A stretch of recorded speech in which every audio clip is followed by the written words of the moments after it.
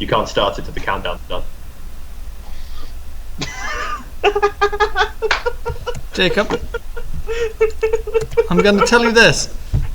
It's on a delay, a 30-second delay. Wait 30 seconds, and I apologise for everyone who's just listened to... Why is the delay on 30 seconds? Fuck you. So, I have 2 hours. Jacob did this last week, and he did it this week again. He doesn't understand. No, Hunter's out, he's done. He's just like, peace. Now, where was I?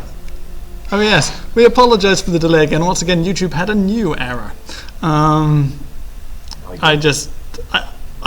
We genuinely might be switching to Twitch for any of those who do watch.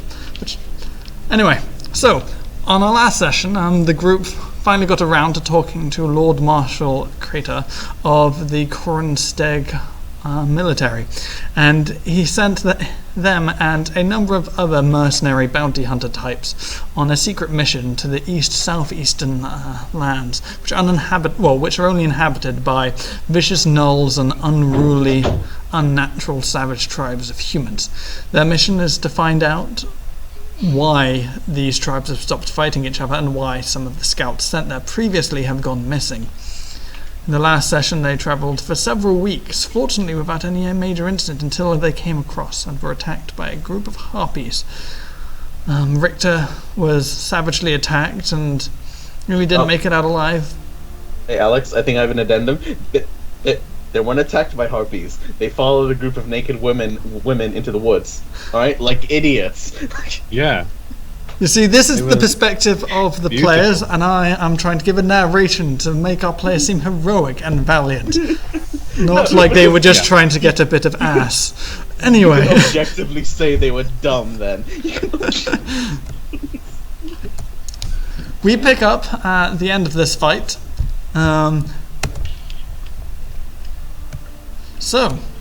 Markus had just finished chasing off one of the last harpy, which ran away, severely wounded by his attacks. And you're all recovering from this strange occurrence out in the middle of nowhere. I'm just sat there on the beginning of the hill, just smoking my pipe. I'm not very agile these days. I can't chase after harpies. Someone's gonna My apologies. Stick. Riktor, I'm sorry. I didn't know. Those were not beautiful women, Samwell. Are you am I within earshot of you guys, or are you further up the hill? They were. Well, Sorry. if this is all happening at the end, I presume you guys have kind of all grouped up because you're all I've spread out all collapsed. over the place. I've collapsed next to Jack, and I'm like holding my wounds, and I'm in pretty bad shape, actually. Yeah, Alex, since haste is worn off, I've made my way back to the group, and I'm just like crashing down next to Nala, you know? Because haste makes you exhausted. I just look at Riktor and Samwell and go, didn't your parents know anything about following strange people in the woods? No. No. Also, you're not actually in a wood, once. I will point out. I didn't show them guys for wild strange people. This is more like a plains, Jack, than a woods. There was a tree. There is a tree. There was. They were in it. They were beautiful, and they were singing. It was magical. I don't even remember why I followed them. I just felt compelled to. Me too. Despite my carry Fey on. ancestry. What's Fey ancestry, Samwell? What on earth is that? We elves, we're not necessarily from this plane. We're better than you, Jack? say. What do you know on the subject, Jack? Of what? Fey ancestry? Yes. You're a bunch of bizarre fucking forest people. Therefore, forest people things don't affect you. That's as far as the knowledge goes. I think that's the general gist of it, yeah. More specifically, elves are magical creatures. As such, certain magical things do not apply to them. Try and charm one, try and put one to sleep, doesn't seem to work. That's because you bastards never sleep anyways, isn't that right? Brother Dalen, I'm hurting pretty bad over here. Can you tend to me? Oh, yes. And Brother Dalen walks out and casts A cure light wounds at level 1. What do you make of the situation, brother? Well, you should, I guess, be a bit more responsible. And it is. We were warned that it's quite dangerous out here, and it would be a bit preposterous for so many naked women to be flying about. But I can understand. The key word there is flying. Didn't give any of this away. They weren't flying at the time. They were just singing in a tree. And how close did you get, Samwell? You know? Not as close as Riktor. I raise an eyebrow at that and go, hmm?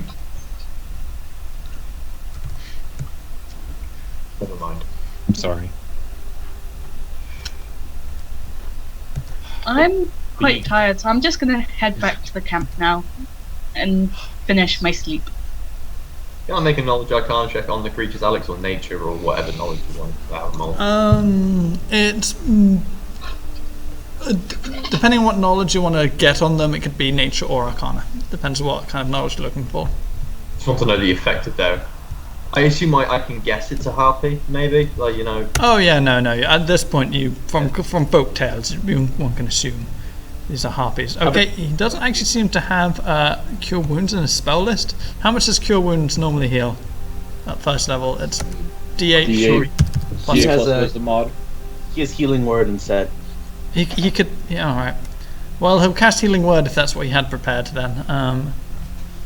So 1d4 plus his spell modifier, which is 3. Thank you, brother.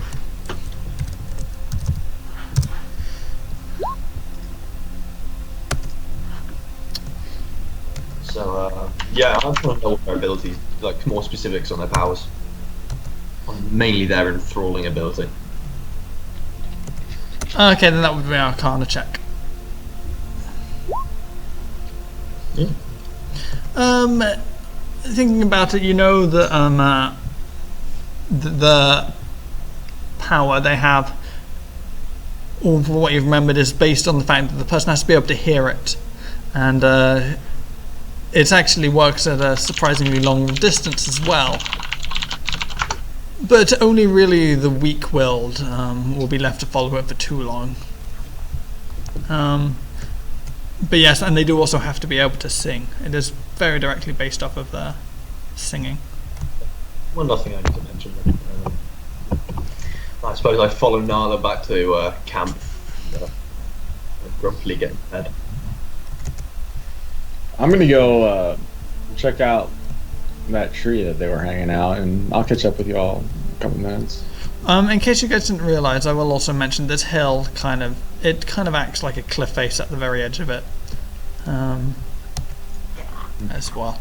Okay, cool. So you go back to have a look at the tree, and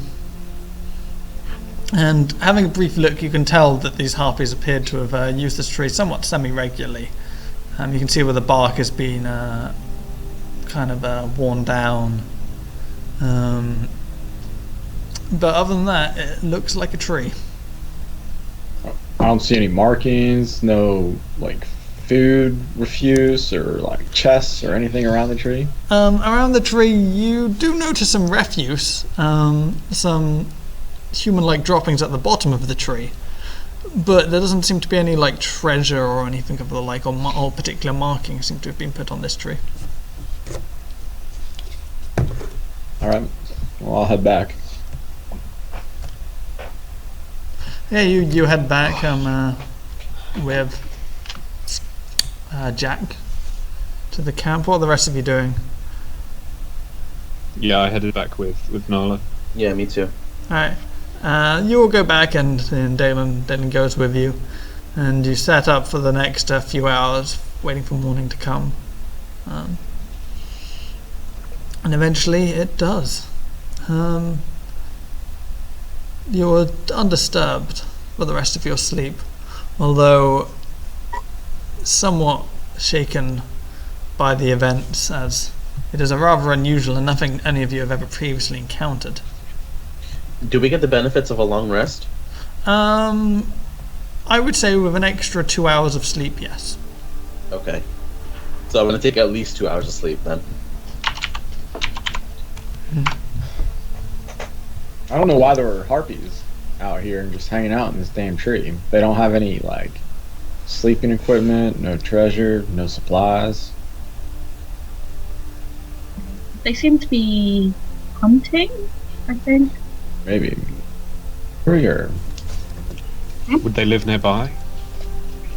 Harpies usually exist on cliffs and coastal areas. So no, actually, having them here is fairly strange, but not out of the ordinary. You mentioned there was a cliff.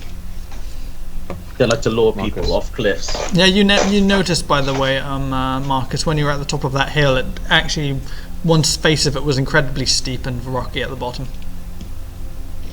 Yeah, and I'm just because I'm a sailor. Harpies are coastal creatures. I would have known them. Would have met them before. Yeah, so yeah.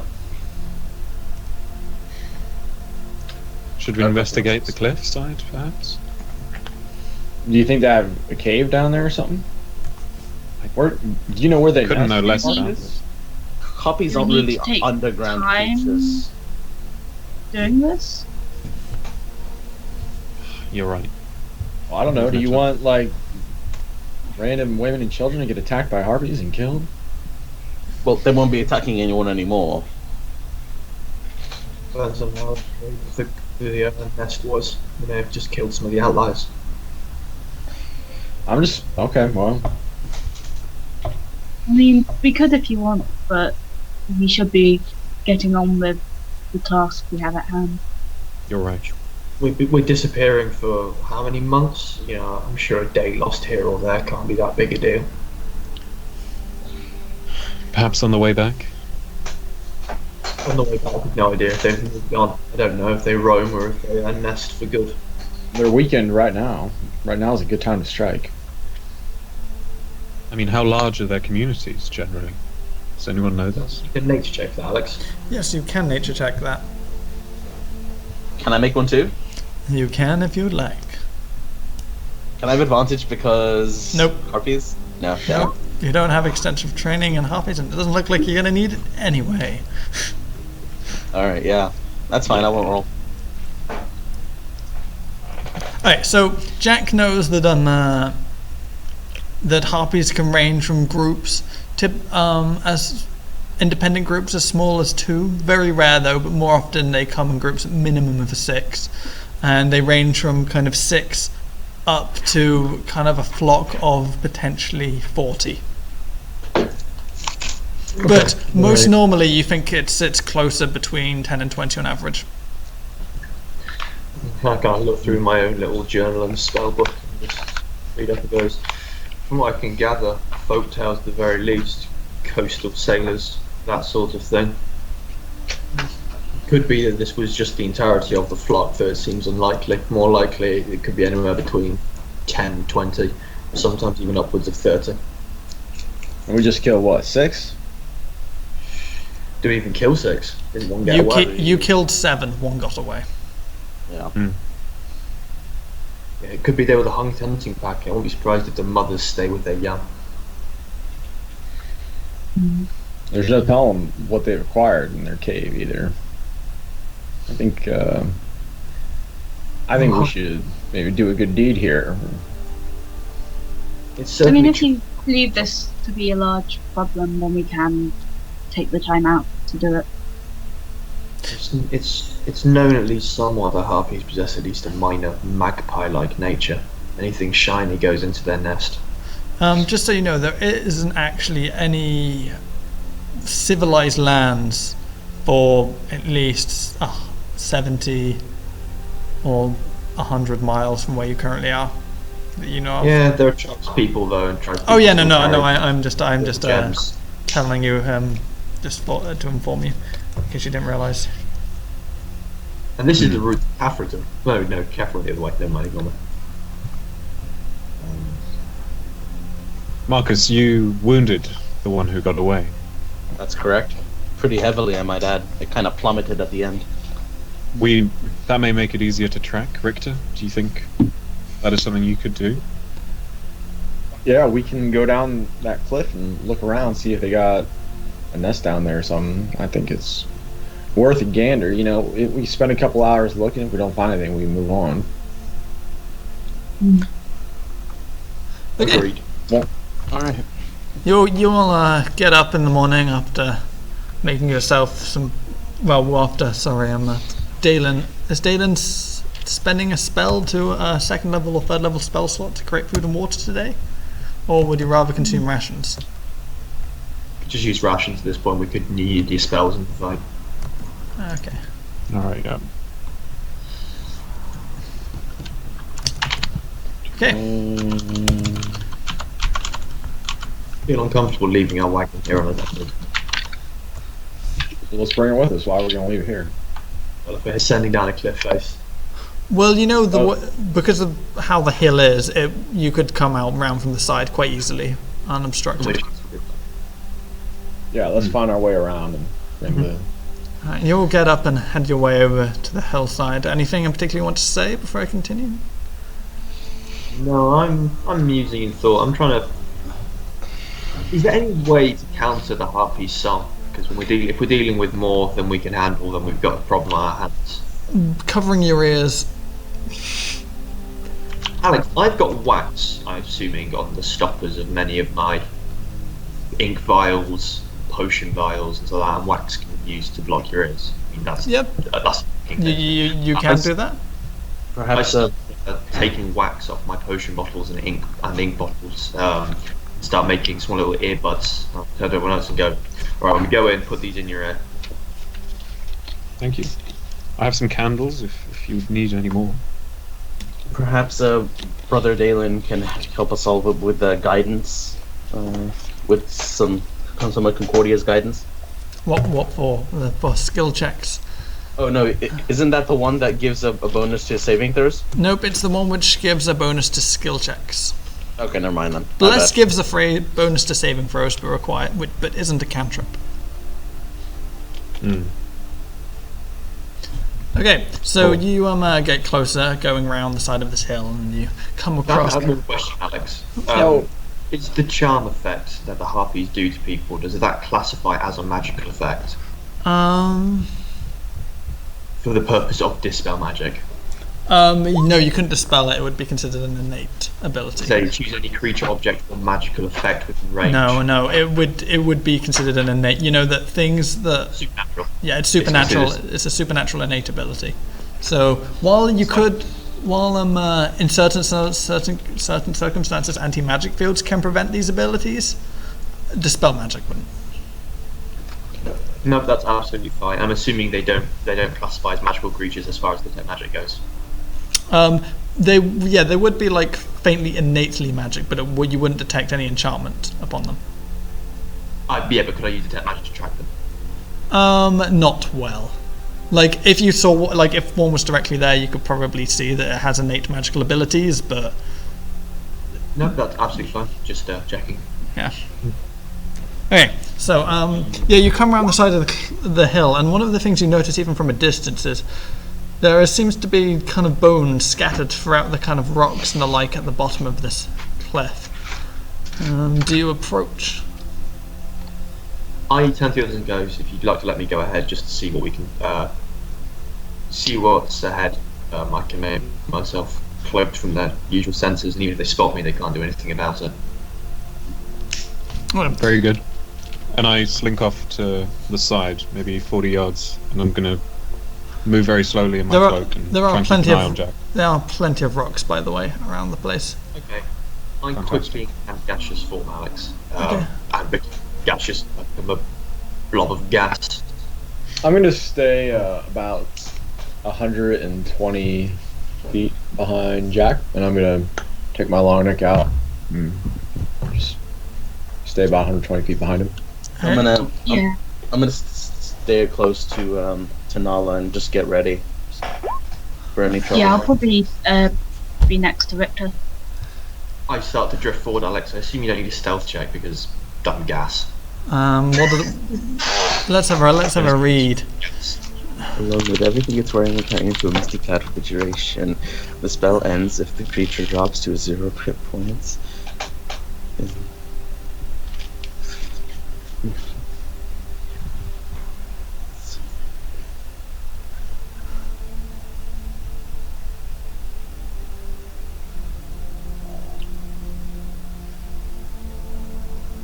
mist. Yeah, you invisible? you just look like a cloud. Yeah, you look like it. The mist is a bit weird to see this kind of cloud just kind of moving along on its own. But you can make a stealth check if you would like. I don't really mind if they see me. Like, they're harpies. They're not going to assume I'm some sort of person. They're going to assume it's a weird ass cloud. Yeah, Stay knowledge. they could assume it's a spirit, I guess, potentially. Should have lost some wind in his direction. As I hear this, I block towards you, threat. No, don't you have your wax ears, Jacob? Yeah. I'm a cloud, Alex. You don't have hearing. Everything on me turns into cloud. Anyway, so you get closer to it, and as you get closer, you kind of see these bones scattered all over the place. And the closer you get, you actually see some of these bones appear to even have a bit of flesh left on them. Although whatever they once were, without closer inspection, is scattered just in various pieces. So yeah, you kind of floating amongst. There's just series of bones everywhere. You notice there appear to be the odd pieces of kind of gear and that lying around on the floor. What do you want to do? Okay. Do any of these kills look fresh? Yeah, like I said, some of them appear to still have like meat on the bones, although they don't appear to be. You would guess the last few weeks, most likely. Some of them. Okay, nothing more recent than that. Maybe potentially, but unless you had a closer look, it's hard to tell. Like I said, Okay. there are some of the bones just appear to have the remnants of kind of non-rotten flesh on them. Okay. I'm just going to keep on drifting forward, looking for any crevasse in which they might be hiding in. Nope, you kind of go around, and this just appears to be a kind of relatively one of the many hills which kind of pops out of the ground every once in a while, and this one just appears to have collapsed on one side, creating this cliff face on it, and it's about how many feet? We just measure this.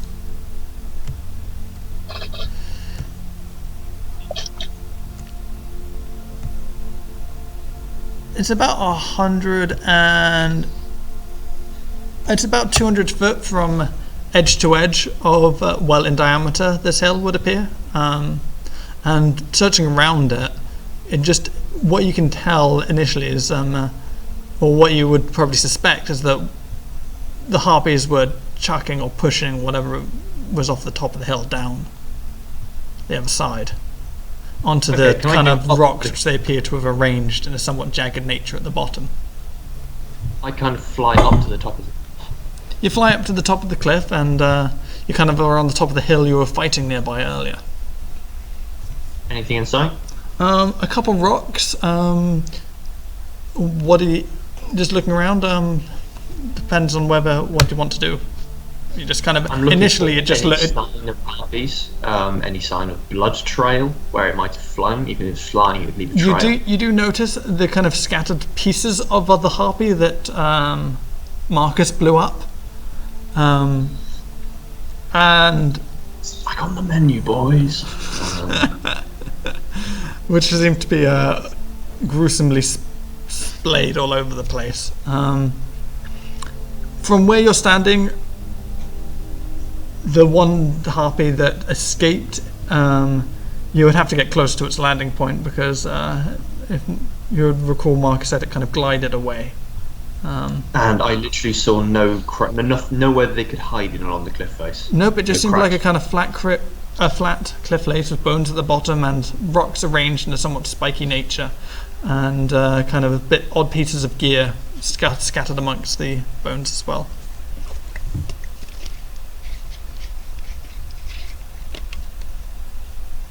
Okay, I descend back down the cliff. I have to do like a once over once more for any cracks or anywhere they could literally hide.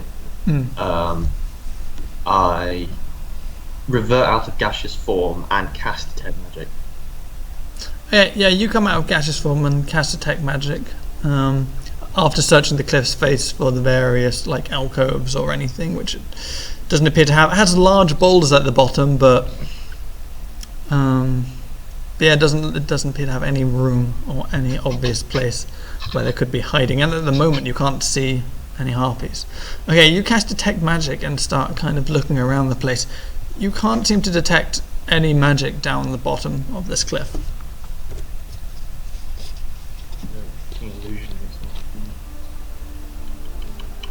Turn to the rest of the group and then just shrug.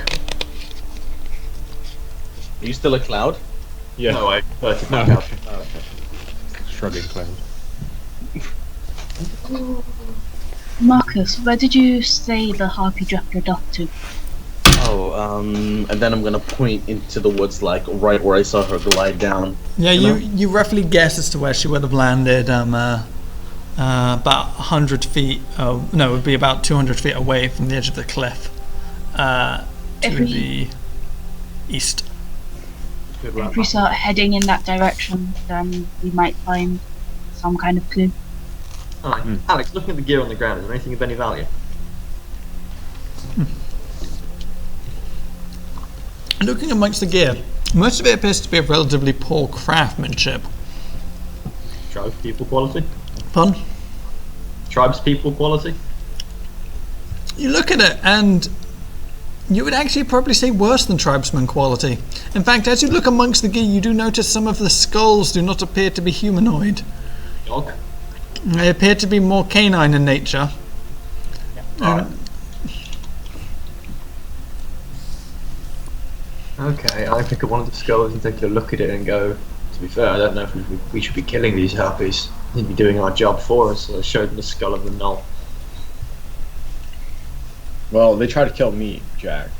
Give a fuck about what they're doing. I repeat what I earlier said. I say laughing as I light the pipe.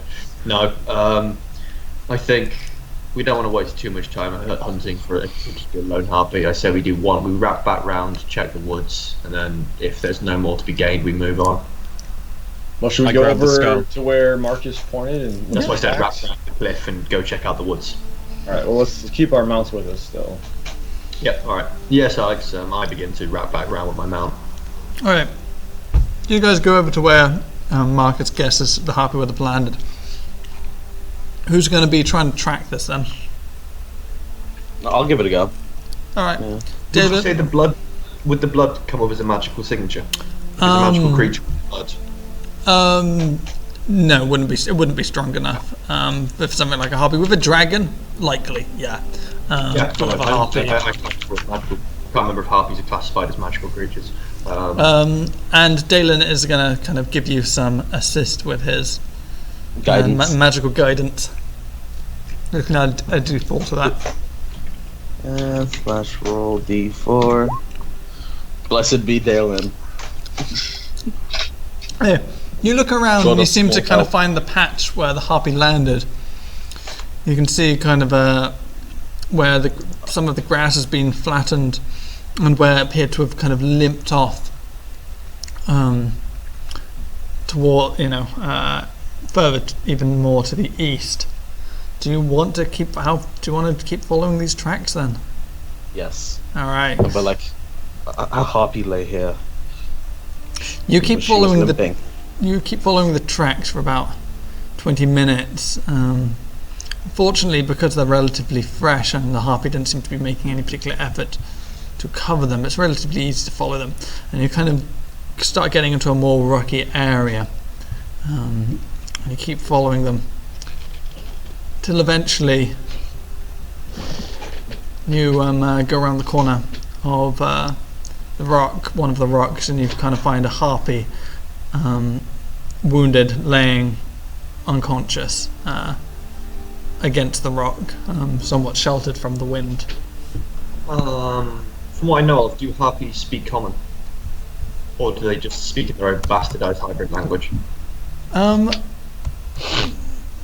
what you know, you think they do speak common, but usually, unless you're enchanted by them, poorly. Okay, I'm going to enact a quick... You say we see the wounded harpy ahead of us? She's lying on the... She's like You called up to her. She's literally lying unconscious against the rock. Alright, I look at the others and go, we'll try and find out if there's another roost nearby, whatever the hell they call it, Eerie. And I enact a quick comprehend languages on myself and stride over to the wounded creature, sword out. Don't forget I to go cast your with him. spells in the box. Yeah. Yeah, and also I'm gonna go with him. Yeah. Just gonna I'm going to take out my dwarven dagger.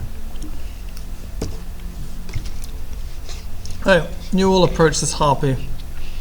You're kind of lying there, and then as you get closer, you see its eyes all of a sudden spring open, and it looks at you. And you see it start scrambling against the rock, trying to fly, but one of its wings appears too battered as it kind of starts scrambling on the floor away from you. Make another move, and our friend here will make you dinner. Kind of proper my head towards Markus.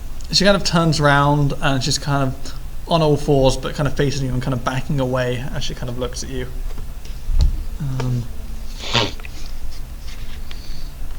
Where's the rest of your nest? She doesn't seem to be saying anything as she continues to kind of back away, trying to get to another rock. Right, okay. I flick my dagger a little bit. I cast suggestion Okay. for her to stop and tell us where the roost is. Is that a wisdom saving throw? Yes. DC. DC. She failed, that's fine. 50. Sorry. She kind of stops all of a sudden, and you just kind of hear in common, in a kind of slightly groggy, seething voice.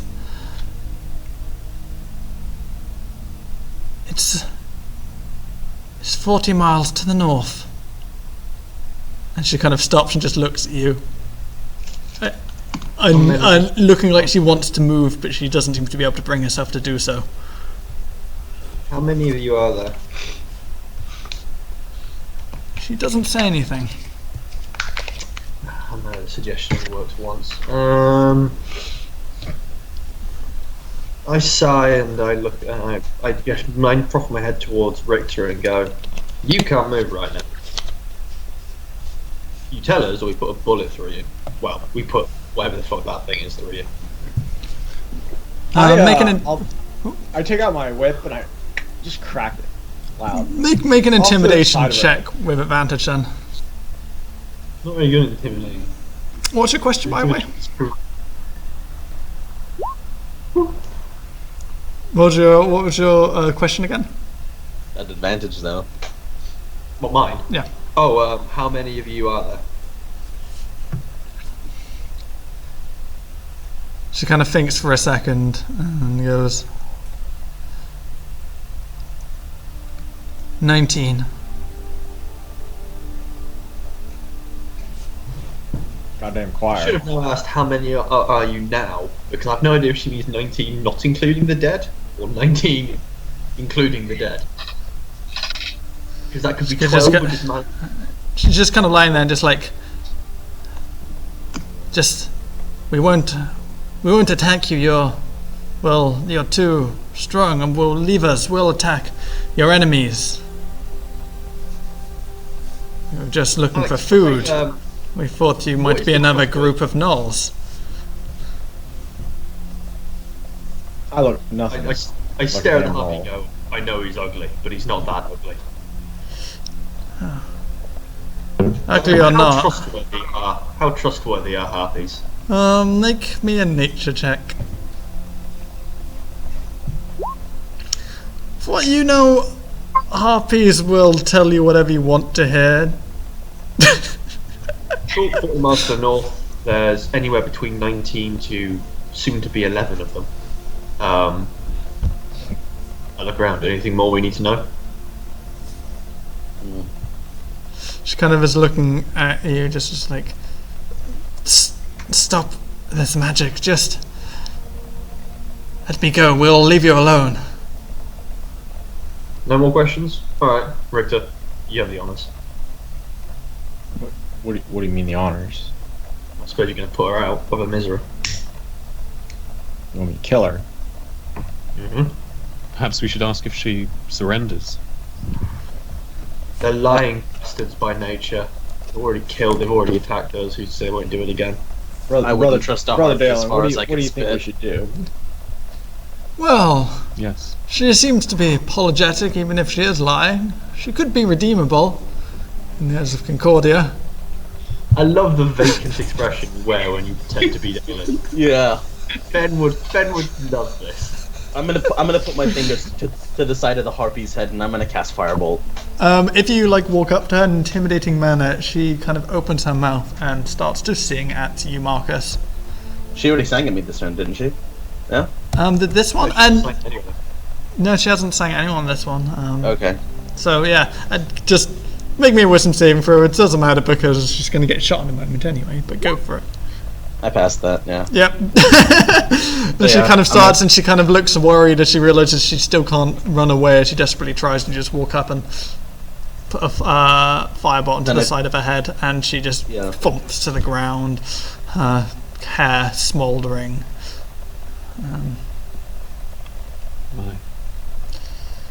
I don't roll damage for that, do I?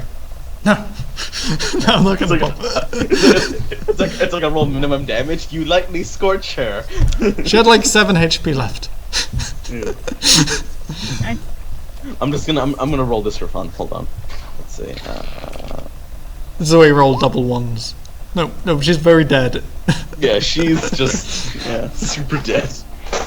I do not feel right about killing such defenseless animal or person. I wouldn't trust a harpy as far as I could spit it. I've had run-ins with them before when I was on the ocean.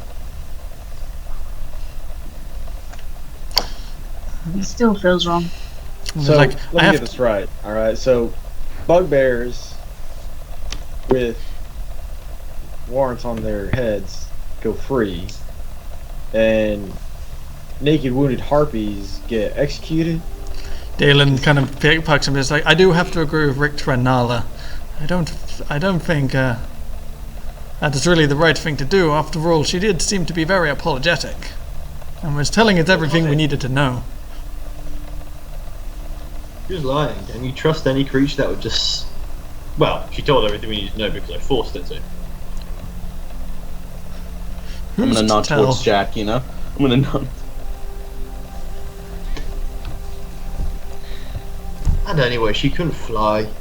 She was doomed anyway. It was a mercy. She could have healed. Yeah. I'm not particularly sure Concordia is entirely happy with the idea of healing the wounded of creatures that torture and maim other animals. Well, I'm sure if it helps them become a better person, Concordia would wholly endorse such actions. You've made the assumption that they are persons. They You would say seem they are not. intelligent. Seem I would say that they are dangerous. But any man is dangerous. Doesn't mean you should kill any man. I look at him and go, that's the wrong question to ask me, Dalen.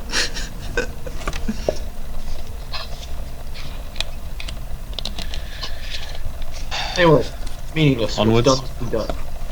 Are we going to deal with this harpy nest 40 miles to the north, or are we going to move on? I mean, how are we gonna find it? 40 miles to the north? What the hell does that mean? Well, I think it'll be less of a matter of us finding them, more them finding us. And more, 19 harpies living together in one group. That's a awfully large. They won't have an awfully large area, and we'll see signs of them very quickly. I'm not sure this is worth our time.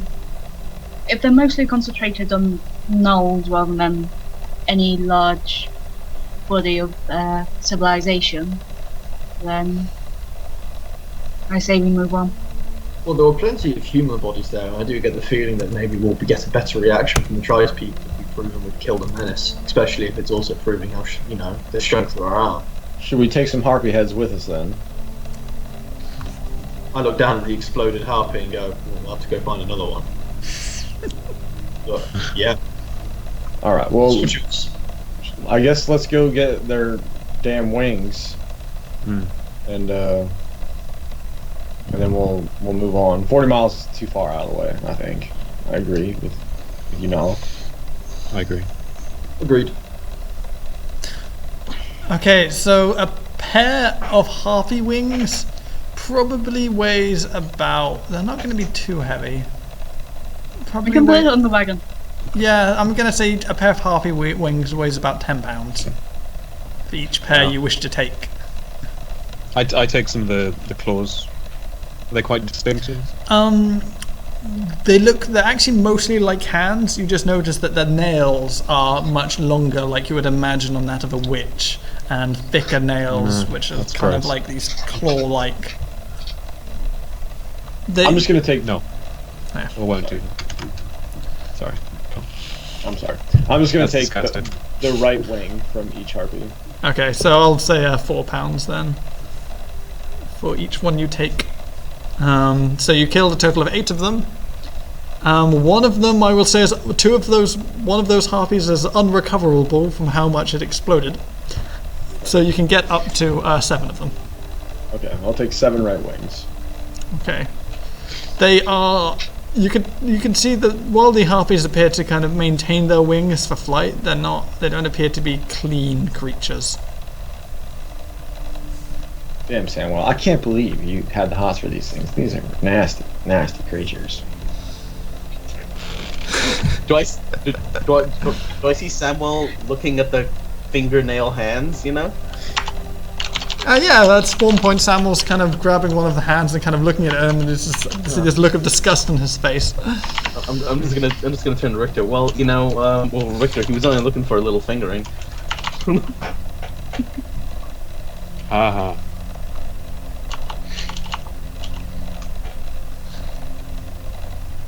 They were beautiful.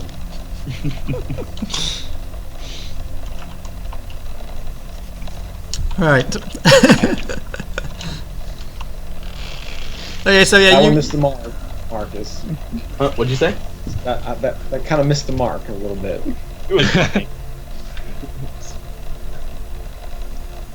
I'll get back on my my steed. Yeah. I will get back on the wagon. Hey, You'll continue on in the direction you're supposed to be travelling. And you go on for the rest of the day. And it starts to get towards the evening again. Can everyone make perception checks for me? And when it starts getting darker, I'd like to go again, range a little bit ahead of the group. Okay. See if I see anyone. Stealthed if possible. Yep. Well, on a horse, it's somewhat difficult. No, on foot. Well, And they're on I won't horseback, use so the- I won't use the- it's hard to range ahead of them when they're on horseback. Oh, are they moving quickly? Okay, then. Yeah. Well, yeah, I am. The normal traveling speed is 20 miles a day, and because you're on horseback, I'm giving you, I think, what was it, 30 miles a day, or 40 miles a Okay. day. So yeah, they're traveling kind of at a noticeably faster speed than you. Yeah. Nice. Then I do not do that. Okay, so is that everyone? Well, I'll make a perception check for Dalen quickly. while we're traveling, because Dalen rides in the wagon with me, I would like to let him drive the wagon and repair my gun, or at least try to. Yeah, go for it. You have your kit. And Yeah, I'm going to you, use a um, point of luck. You easily kind of disassemble it and work on reshaping the barrel.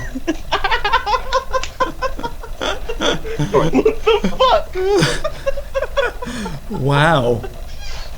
That is some hardcore luck. Johannes. So Jacob, did you make a perception check? Yeah. Yeah. Where is Gonna it? ask what's happening. Play the Oh, lottery. there it is. All right. You kind of keep an eye out as you travel, but you don't seem to notice anything and you get to the evening once again.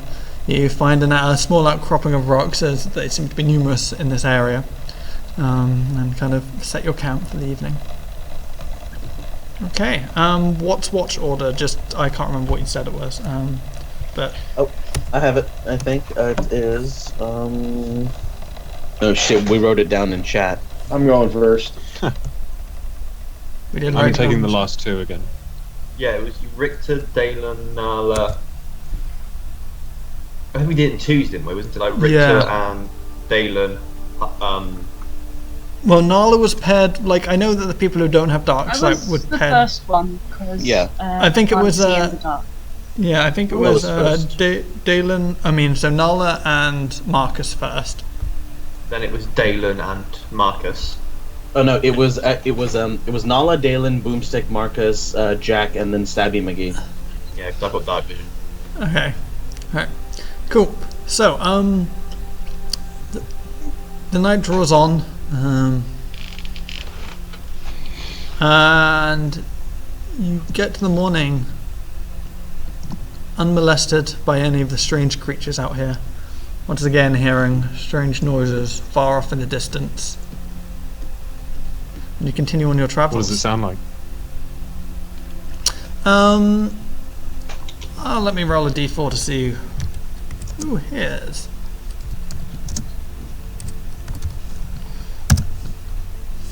It'd help if I actually made that a roll. And it was the correct dice. Okay, so on watch first was Nala. Nala and Dalen. Dalen. Alright. Okay, so you kind of, while you're doing your watch, you hear this kind of faint noise coming off in the distance. Sounds like some kind of creature. Sounds like it's coming from quite far away.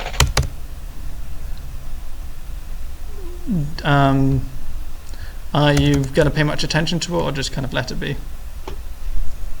Like how far away?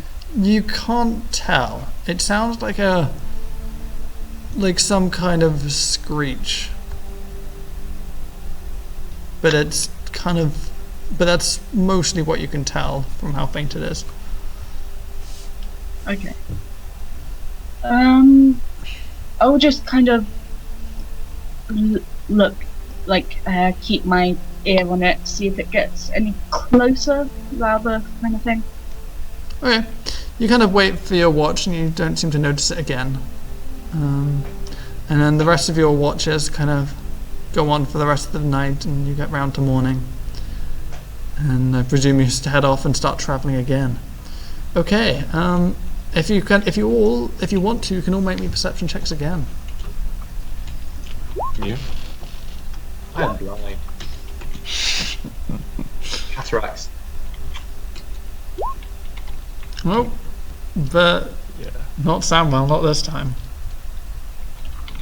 And I'll make I'll take the 27, please. second. Perception. And as you travel throughout the next day, around about midday, Samwell, you see something off in the distance. Quite far off in the distance, but it's not on the land. You seem to notice something in the sky, a small dot moving along, and as you kind of are intrigued by this, you focus on it a bit more as you continue kind of riding. And then you I point to it. and you think you notice it could potentially have wings, you're not sure. It doesn't look like a bird. Not a bird. This thing seems to have a long tail on the back of it. If you don't Does know, anyone recognise that? do you want to make a nature check for me? Me? We're looking at it now, right? Yep, but I'm going to have Samwell, who's got the best sight in it, obviously. Okay. Samwell, you're not entirely sure what it is. I'm going to use a point of luck. Okay. Oh yeah, because that's per day, isn't it? Yeah. Let's go for it. It doesn't get cancelled out. From what you can tell, you think it's far enough away that that's not a bird. That's as sure about it as you are. And everyone else is kind of having a look at it, trying to work out what this... Pardon? Not avian. It is a plane. A what? Unfortunately, Dalen Brother Dalen. doesn't. He's just like, looks like some kind of strange bird. I make a new suggestion. Yeah, you know. I'll make one too. Yeah.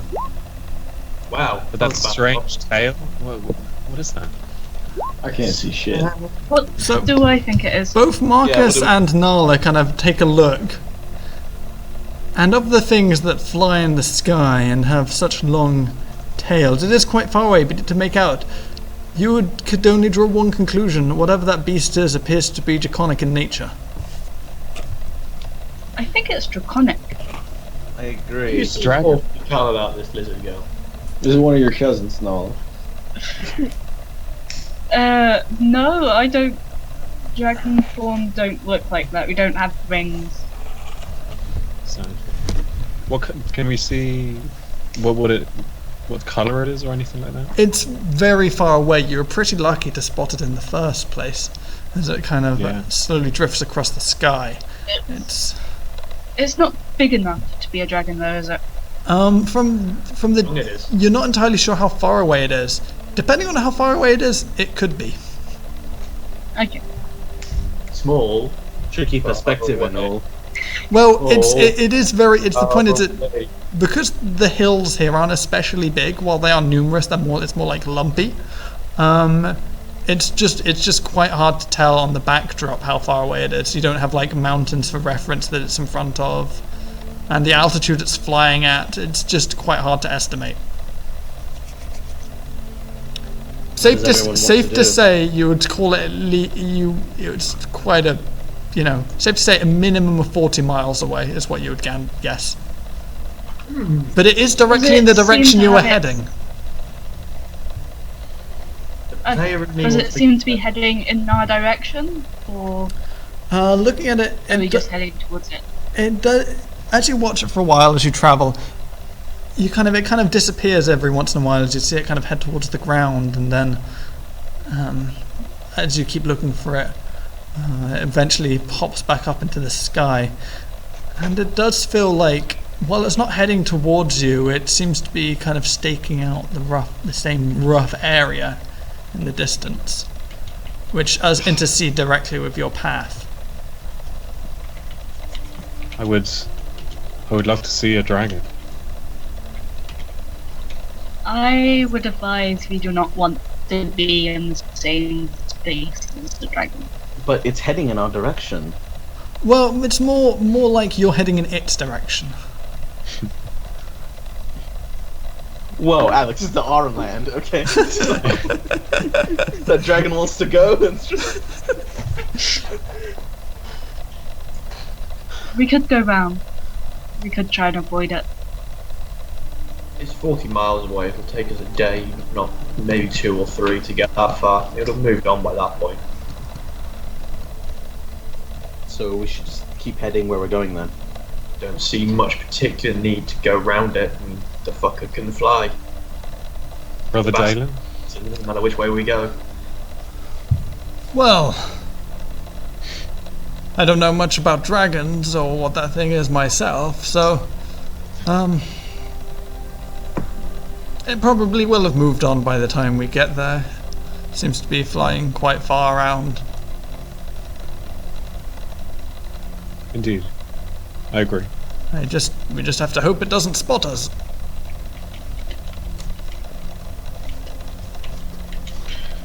And I guess I'll carry on.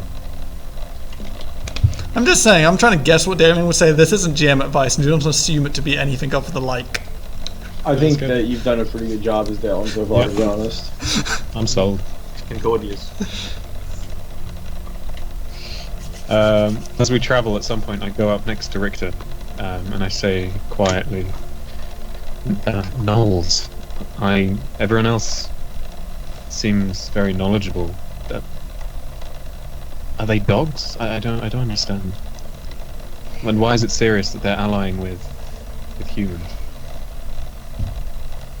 I don't know why it's serious. They're dogs that walk around on 2 legs. That is curious. It's about Okay. all I know. I've never really run into them myself. My father used to tell me stories about them, but There's these dog things that walk around on 2 legs. That's all I know. Alright. Good. Well, that's all I know now too. I'll ride ahead. I don't think they're very threatening. I hope so.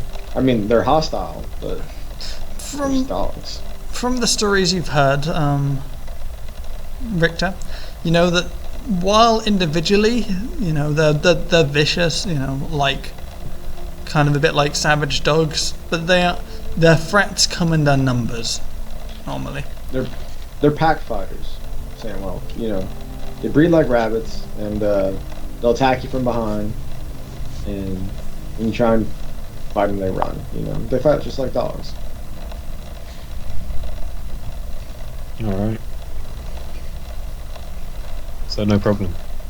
Yeah, no problem. Okay. Maybe we'll take them some pork and, you know, try and get them to do tricks for us. Old and old new tricks. I like it. You continue travelling on and getting to the end of the day. I presume the same watch order? Yep. Mm-hmm. So, who's second then? Or who's in the second set of watches? That's... Do you not want the first set? Nope. Okay. It's Dalen and Nala first, and then it's Riktor, then it's me, and then it's. Alright, Riktor, do you want to make me a perception check? You notice nothing during your watch. And the night passes peacefully. And once again you get to another morning, other than of course hearing the typical odd noises. You seem to be finding yourself lucky, walking into relatively little danger from the stories you have heard.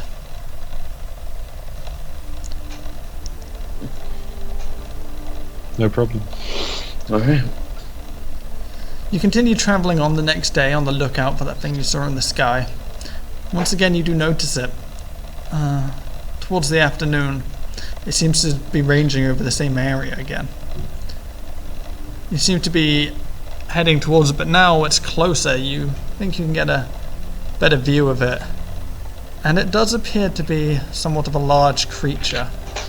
And then at one point you just hear this faint screech ring out as it echoes across the small hills. And now you're not entirely sure whether you can go around this thing. As at this closer distance you can see it seems to be ranging a very large distance and travelling very fast through the sky. And the fact that you can still hear this kind of screech of that creature from this distance is somewhat off-putting. Is it wooded? No, this area is, like I said, it's kind of lumpy with rocks protruding out of the ground reasonably frequently. There are trees sporadically, but it's not dense enough to be called wooded. Like you could still see, you could see in a straight line for a kilometer without interceding with a tree most of the time.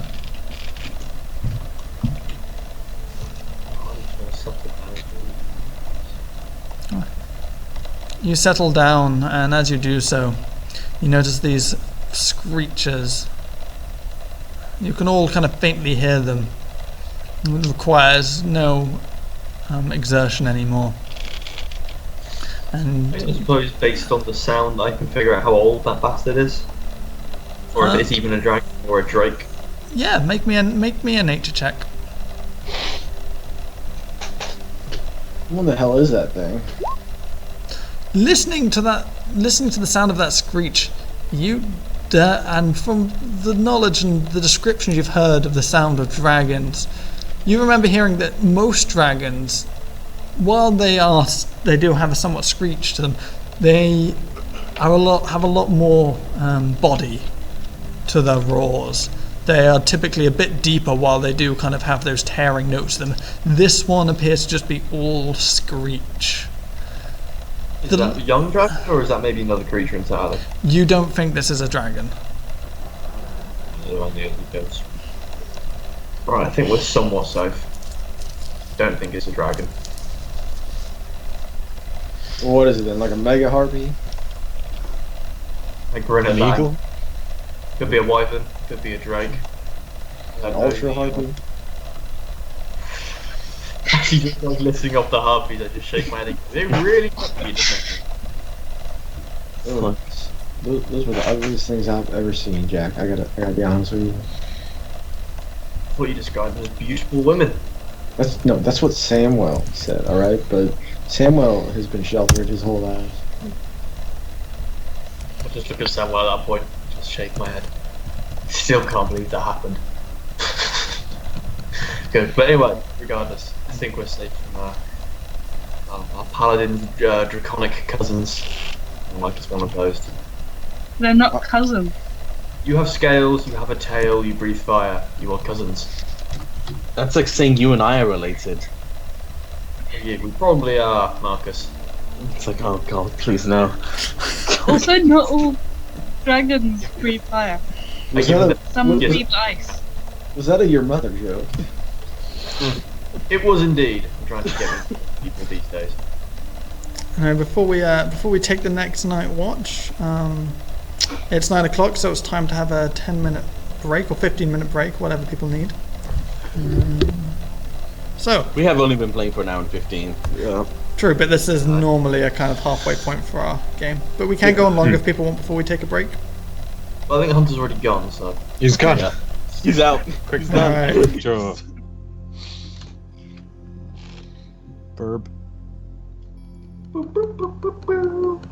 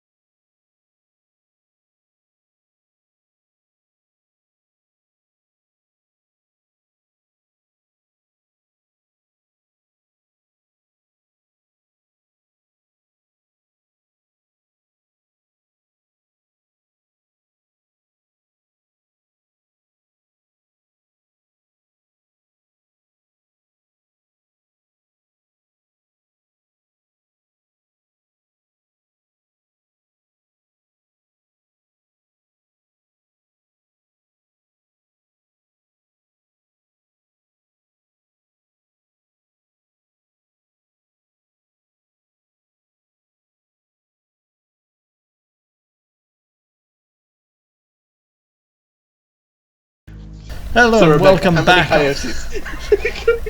None. So a place has opened up in our game as the sorcerer has died of dysentery. Yeah, Markus got attacked by coyotes in his sleep. Yep. What a shame. He took out one of them. Come on, we had to share it with chat. That's funny. Alright. So I can't remember. I interrupted you guys when Samwell was talking to Riktor. I was just telling them. I don't think it was a dragon. It was something else, wyvern or drake, maybe. Okay. Do you want to continue that conversation, or you just want to get onto the Night's Watch? I think we pretty much ended the conversation. Okay. It's not related to Nala, therefore we're probably not in trouble. In which case, can Riktor make me a perception check?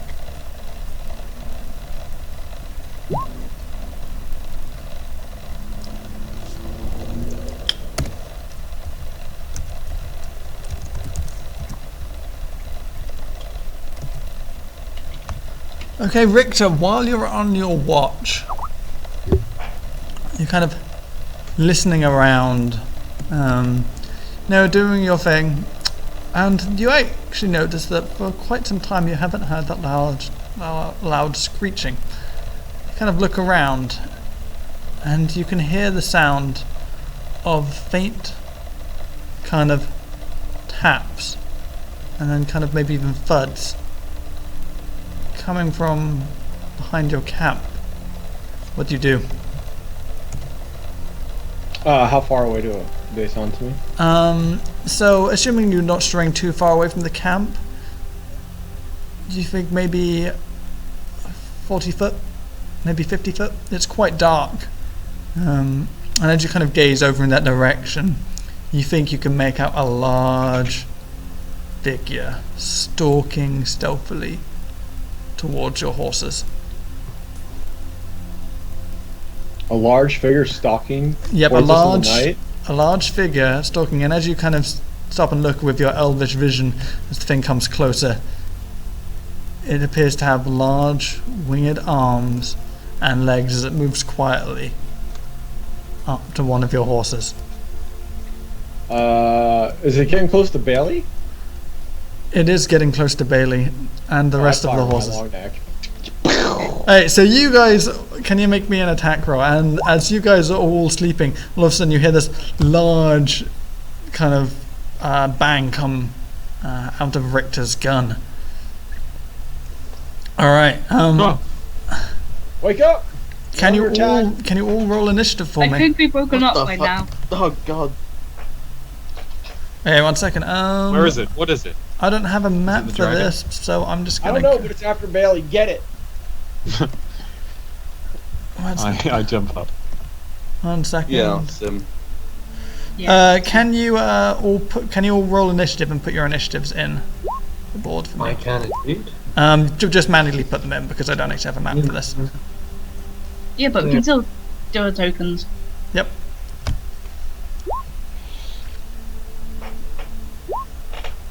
Woo!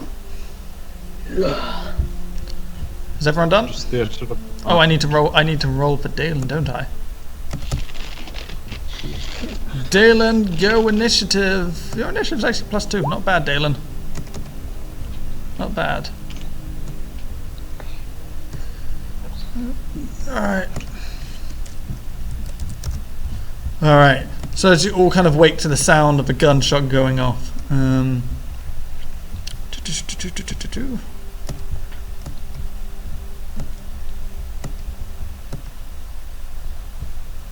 Okay, so let's quickly order this. Nala, you wake up first as you see Riktor standing up, not a few feet away from you, aiming his gun towards something in the night. Your poor vision means you can't make it out very well, but you can tell it's large as you quickly scramble to your feet. What do you do? Dalen, I need some light. It's not Dalen's turn. But yes, Dalen's like, oh, yes. And then he gets ready to cast light. Not enough time to don my armor, so I just basically stand next to Riktor just waiting to actually see what's happening. Alright. In front of me. Get in front of me now. She's not wearing any armor. You need to start sleeping in your damn armor, by the way. It's uncomfortable. I can't. Like, you try sleeping in armor. Like, chain mail. Meanwhile, talking and Bailey's getting eaten. You know, getting thrown sideways.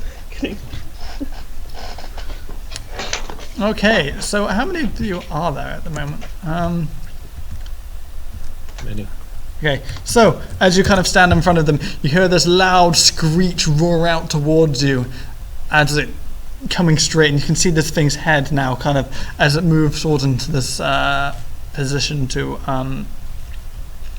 sorry, I just need to, as it moves forward towards you in this kind of intimidating position, as it looks and notices you all getting up. Let me see what it's going to do. And also, I probably ready my action in case something got near.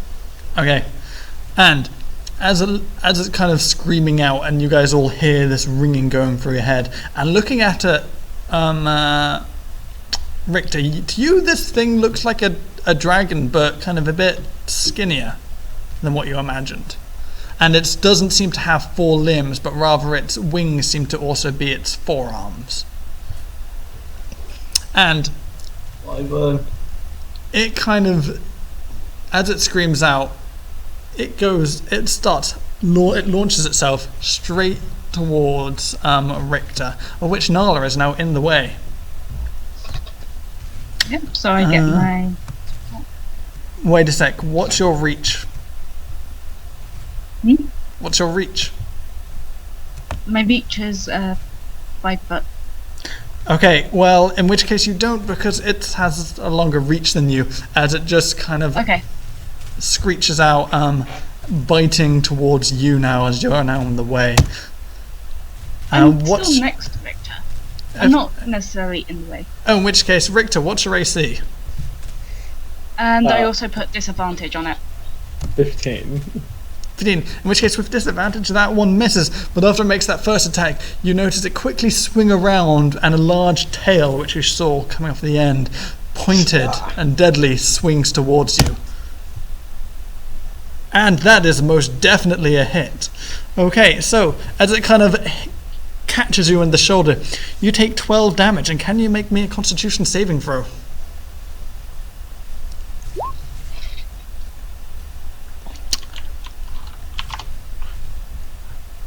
Okay, 1 second. Nice save, buddy. Jesus. Yep.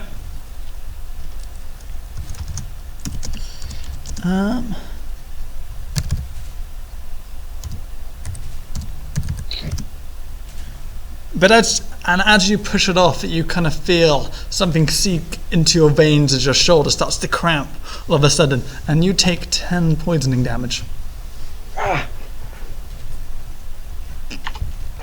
Okay. Next up is Dalen, and Dalen goes, and Finale quickly casts Light as she requested. What can he do as bonus actions? Healing word, I think.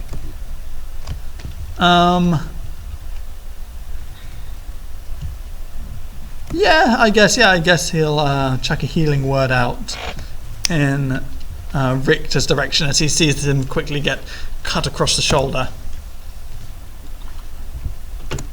Come on. There we go. For 4 points of healing. Good job, Dalen. Alright. Next is Markus. Actually, Markus acts at the same time. Yeah. So as Dalen does that, do I have clear vision of this thing now that Dalen's casted light? Now Dalen's casted light, you have the clear vision of this thing. It seems to have dark brown scales and seems to be several meters long. Looks quite formidable with long, sharp teeth, kind of all along its jaw. Okay, I am and going a to spiked tail. Yeah, this thing has to die as fast as possible. I'm gonna cast Scorching Ray. All right, cast me a Scorching Ray. 1 failure, 2 and 3.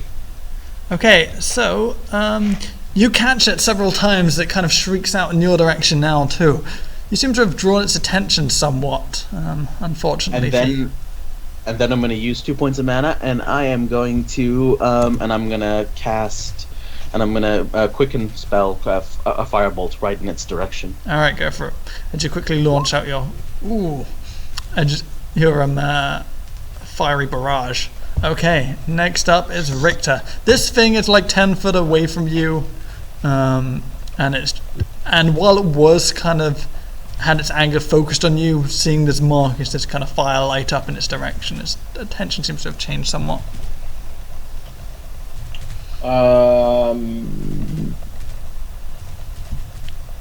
Well, I am going to fire my long neck again. Right, you quickly reload and go to fire long neck. And I clicked the wrong button. There we go. Boom. Alright, your shot catches it again, and it's now got blood. It's bleeding quite badly, but its anger once again quickly switches back to its immediate target, which I had before. And then I'm going to use my bonus action to cast Second Wind. Okay. You restore 7 hit points. Okay, so next up is Samwell. I'm also going to back away like 20 feet. Okay, that provokes an opportunity attack from it. Oh, okay. Okay. Yeah, you sure you want to do that? Yeah, I mean, I said I'd move, so. Oh yeah, no, I'm just making sure you realize. That's fine. Yeah. Okay, so which attack would opportunity attack with? I'm going to be kind to you and say it swipes out of its claws as you run away. And you're lucky, as it just kind of misses you, catching its claws on Nala's shield. Watch out for that tail, Nala. Lucky it didn't have advantage, otherwise it would have rolled a crit. Alright, in which case Samwell. Alright, so how far away am I from it? So you're prone, but it's about, from where you're lying, 20 foot away from you. Okay, well, I will get up and with my... is anyone nearby to it? Nala and Riktor are 10 feet away from it. No one's in direct base contact with it. Okay. No, I'm 30 feet away. 30 feet, yeah, so Riktor's moved away. Sorry. Okay. Yep. Cool, then I will use my cunning action to just try and hide from it, if possible. Its attention doesn't seem to be focused on you. You've got the tents to hide, so... Okay, go for it. Make me a stealth roll. Okay. Okay, let me... Perception. As you try and hide from it, its eager gaze, you notice its eyes kind of almost moving independently, and one of them quickly catches you. It seems to notice that you're there. Fantastic. Then I will draw my one of my daggers and I'll just fling it in its direction. Alright. Let's check it out. Hey, you throw your dagger and it just kind of scatters along the thick hide of this creature. And it doesn't really even seem to take notice of you. Jacob. Okay. Okay. So I'm gonna also blade off. I literally just get to my feet like, what the shit is going on? And I'm gonna charge straight at the wyvern thing. Totally a wyvern. Yep. Green flame blade bastard. Okay. Do not hit me. I'm so bad at rolling with this thing. You swing down with your green flame blade, but once again, as you kind of go to catch it, it moves all of a sudden, and you just notice your sword sliding across the scales, taking one or two of the scales out, but not dealing any real damage to it as the fire just cascades across its skin. And now the wizard is in melee. 3 is my magic number. If you hover your hand over the 9. Alright. Nala, it's back round to your turn. Okay, I'm gonna step forward and try and get like under its head and just bring my axe upwards. Okay. You kind of close into it and go to kind of swing up into its neck. But as you make that first swing, it quickly dodges out of the way, but then again you kind of draw it back down from the top, catching it. and causing a bloody gash down the side as it kind of screams out once again. And it's now its turn. And seeing the position it's in, it quickly flicks around, knocking you slightly over its tail, knocking Nala slightly over its tail as it bolts directly towards your horses. You get an opportunity to attack both Nala and Jack. And as you swing at you and it runs away, the kind of knock from the tail stops you catching with your axe. Jack? Yep. It's just a normal attack.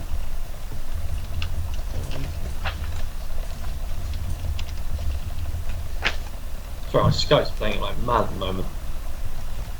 You hear what you said, Alex? Because my sound's going through weird again. I said you get an opportunity to attack as the large draconic creature quickly turns and makes haste towards your horses. Everything's going weird on my screen. Right, it's going to be Elvish Screen Flame Blade, but just take the additional D8 damage. Oh, it doesn't even hit. Never mind. Oh yeah, and as you swing out again, the kind of tail also catches you, knocking you off balance as your swing misses. And with great speed, it dashes towards one of your horses, and it's going to try and grapple it. Can someone roll me a d20? Actually, d20 plus whatever a horse's strength is. What is a horse's strength? I don't know what a horse's strength bonus is. You've just got riding horses, right? Yeah. I've got a war horse. Actually, no, I need to roll to see whose horse it targets, to be fair. So there are 6 of you. So let's do it in Skype order. So if I roll a 1, it's Hunter's, 2 Rebecca's, 3 Johannes's, and so forth. And I'll just put Dalen last. So if it's a 6, it's Dalen's.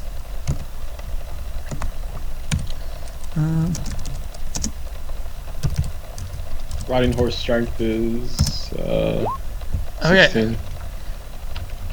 Okay, so oops. You guys didn't see that. I rolled it in the wrong character. Nonetheless, it is. Let's check Skype. As it rushes towards Jack's horse. So Jacob, if you want, make me a d20 plus 3 strength roll for the horse.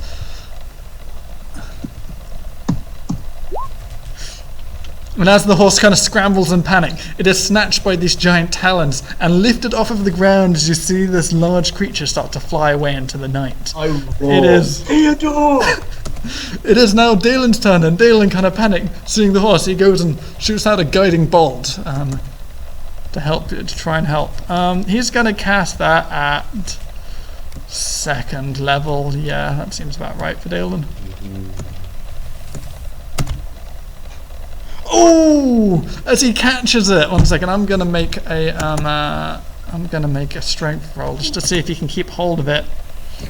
And unfortunately, while it does catch for a mighty gash, and this creature seems in pain, and it was not counting on this, it still manages to keep hold of the horse as it continues to fly away. Okay, it is Markus's turn, and you have advantage on your next attack roll against it. It's still in range, right? So it's 80 foot away now from where you last were. It's 80 foot further away. Okay. But you do have disadvantage because of the dim light, but that cancels out due to the advantage granted by Dalen. Okay. What can I do? Yeah, bucket. I'm gonna... Oh, wait. Oh, that being said, no, that wasn't a critical then. I just realised I have to subtract that damage because Dalen did have disadvantage on that attack roll. But he still hit. I need to just read one of my spells. Hold on. What's the range on this one? Can't eat Theodore. It's 120 feet. Okay, I can do this. Yeah. All right. I'm gonna cast Call Lightning from and it's 120 foot range. So I'm casting it right above the wyvern. Okay. Can you drop that in the chat so I can read it? Sure thing. Whoop. Nope, that is with the description. Wrong. With the description, that was just the attack.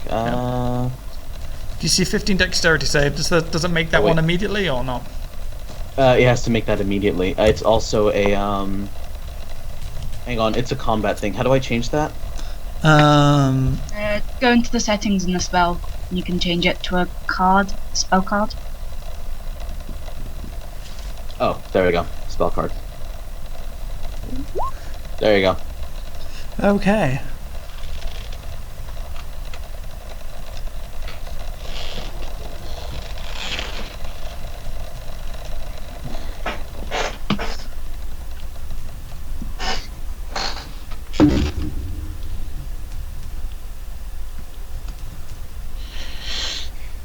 Appears in the ship is 10 feet tall and 60 foot in a radius centered on a point you can see within 100 feet directly. Okay, cool. So you kind of call the lightning on it, and once again it's struck, and this thing has burn marks all over it, and it is looking a lot worse for wear as it kind of struggles out into the sky under this barrage of attacks.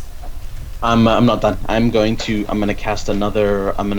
use another 2 points of mana, and I'm gonna cast a firebolt right after it. All right. Fuck. You kind of sling it out, but while you get that brief flash, it kind of shocks your eyes in the dim light, and after the lightning bolt, you're briefly blinded as your shot flies wide. All right. Riktor, it's your turn. It's 80 feet from me as well. Is that right? Wait, no, it's because you ran 30 foot away from it, and you're already 10 foot away from it. It is now 110 foot away from you. All right, I will move 30 feet closer, bringing it into 80 feet. Yep. And then I will drop my long neck, pull both pistols, and I'm gonna make a whole bunch of shots here. You have disadvantages on these, but go for it. Why do I have disadvantage? Because of the dim light and range for the pistols as well. Oh no, not range for the pistols, but it is dim light. Okay. It's beyond 60 foot of your vision, isn't it? Yeah. Even with that 30 foot of movement, yeah. So. Isn't it lit up by the guiding bolt? No. Markus didn't use that, so the first shot does not have disadvantage.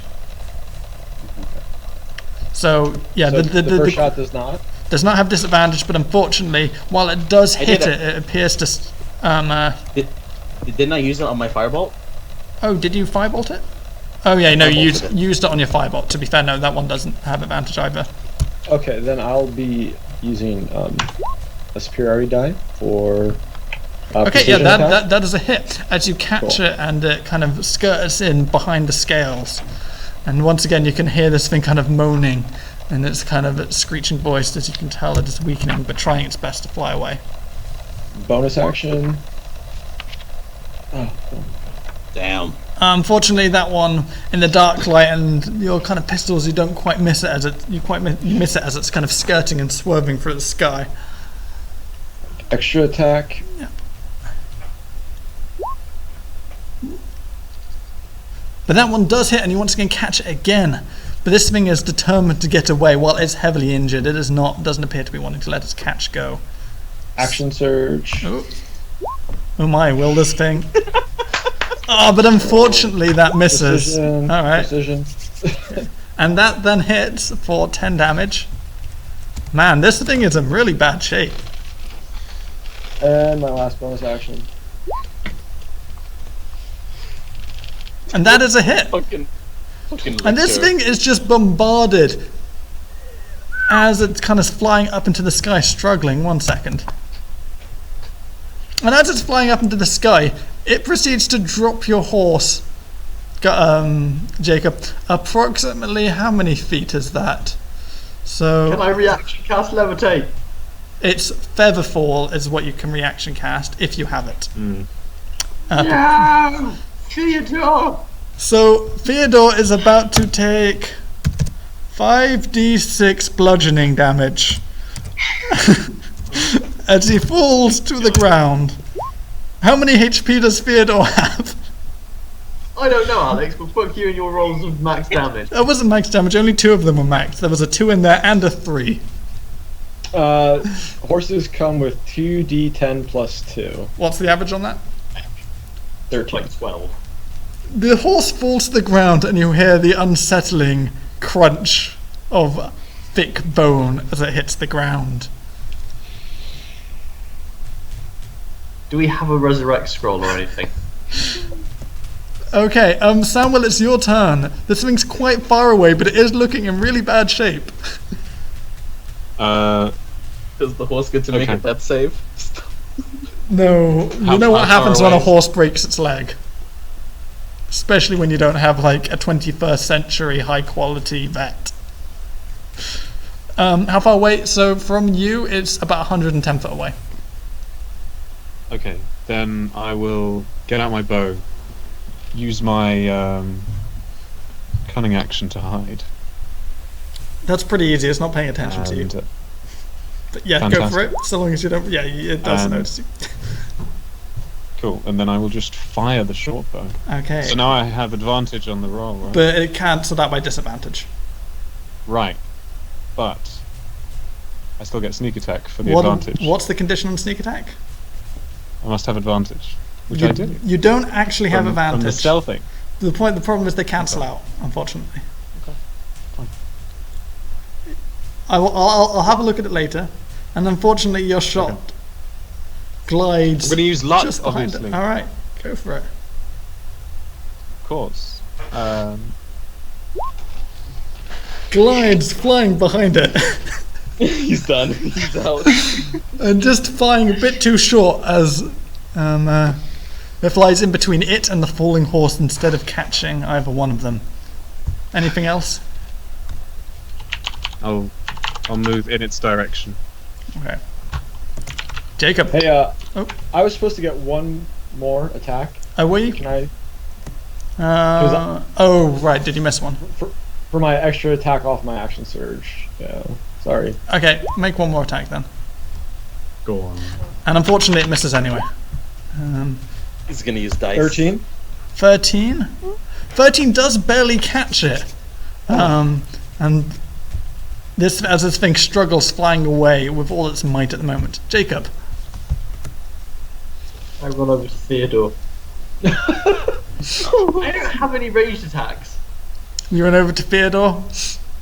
Theodore is kind of making horse moaning noises, kind of braying, and Theodore looks in pain. And I turn to Balthazar, my tent, and ask if he can do anything to save Theodore, to which the tent says no.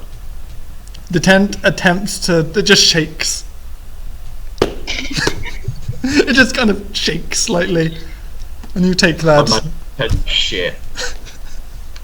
It's not a...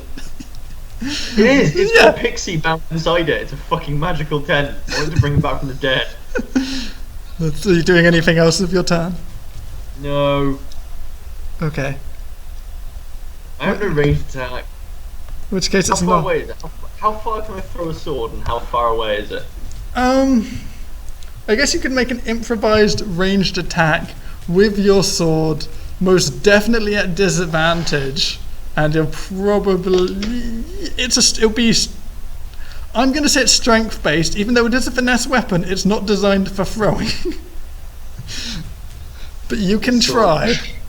Alright, so I'm on 1d20 minus 1 disadvantage, so this is statistically unlikely to hit it. But you can try throwing your sword at it in anger. Well, I've already failed, so... As you throw your sword, it's not designed for it, and it just falls short as the thing is flying away at speed. Nala, do you have any ranged attacks? I have this, Oh. It's more than 60 foot away at the moment. but I can run towards it because I'm 80 foot away. You can run towards it, so you run 30 feet towards it, which does put you within range. Is it a humanoid? It is not humanoid. Ah, damn it. That's annoying. What else do I have? The thing is, this thing is so close to dead, but it's going to get its turn next and get out of range of your attacks. Use a wish. I'm not casting this, I'm just seeing what it says.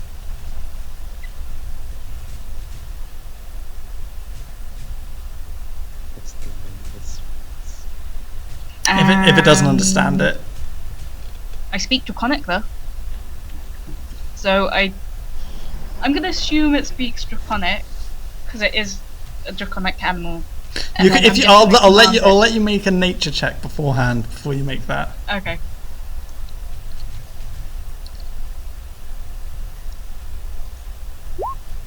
No. You don't. Definitely. Yeah. It can probably speak Draconic. Yeah. That's a dragon. Dragons are smart. I nod encouragingly.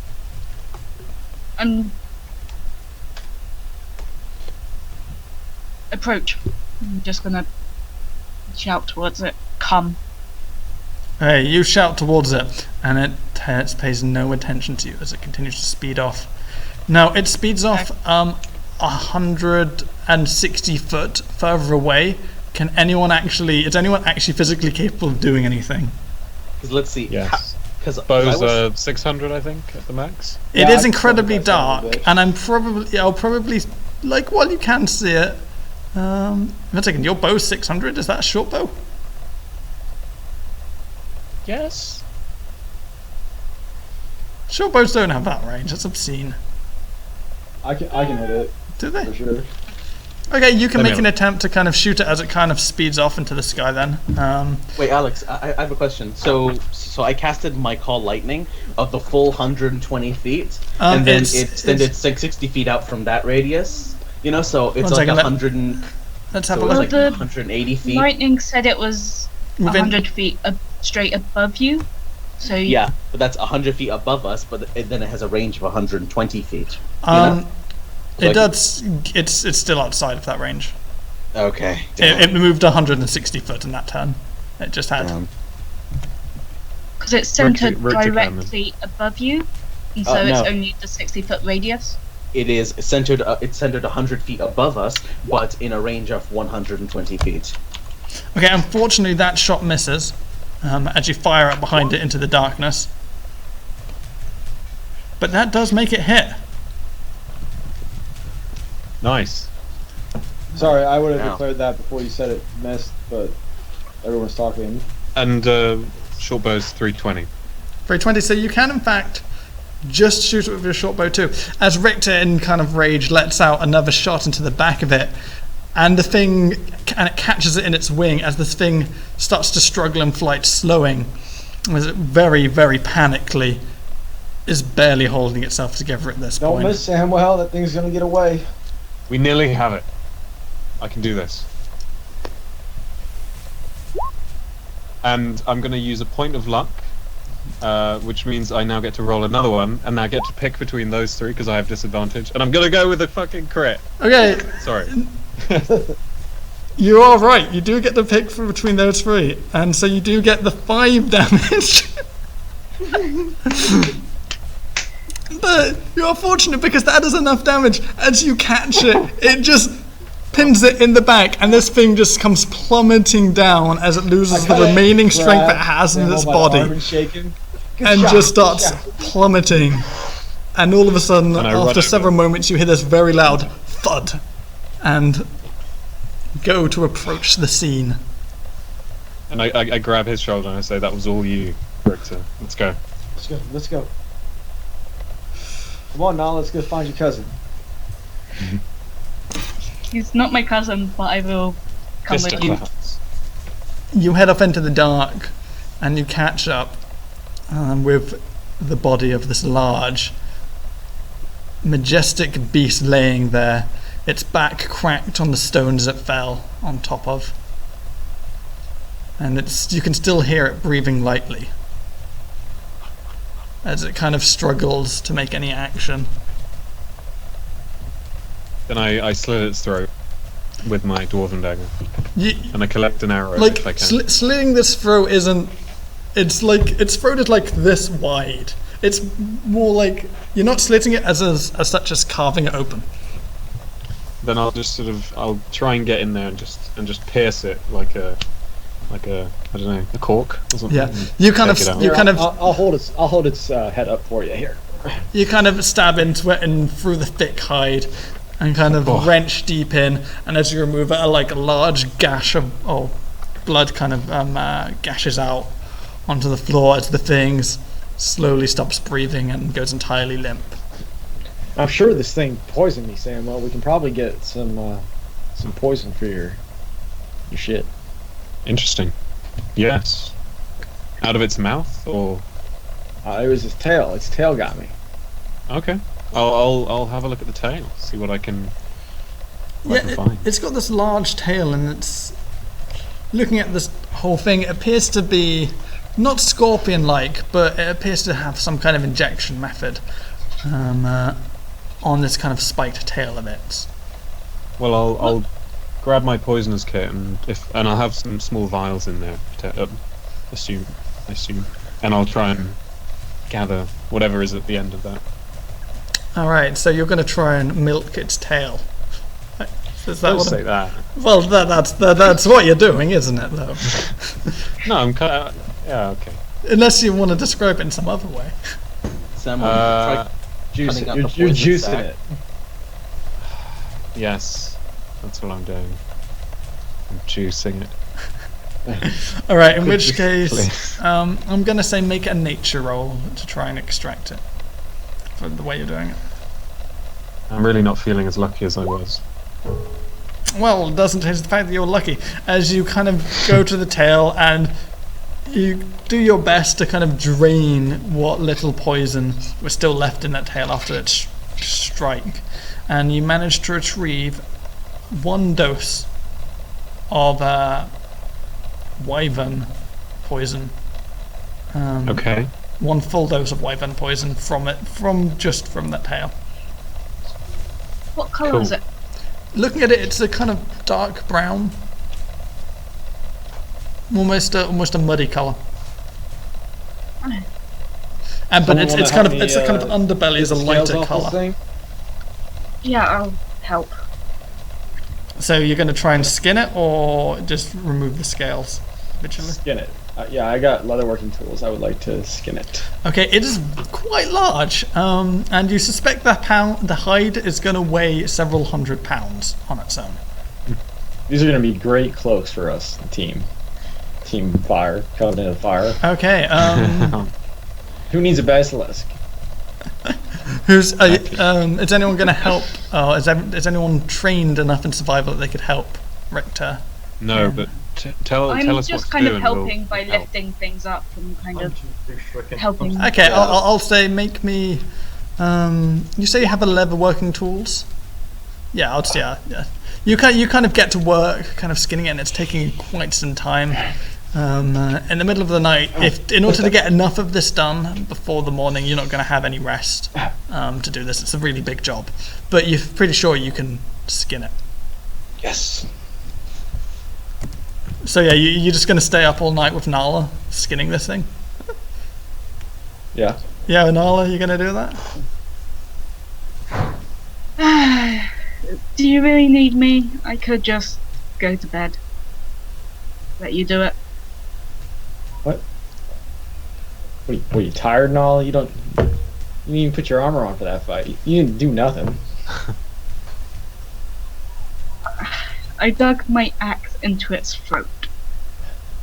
Well, that was pretty nice.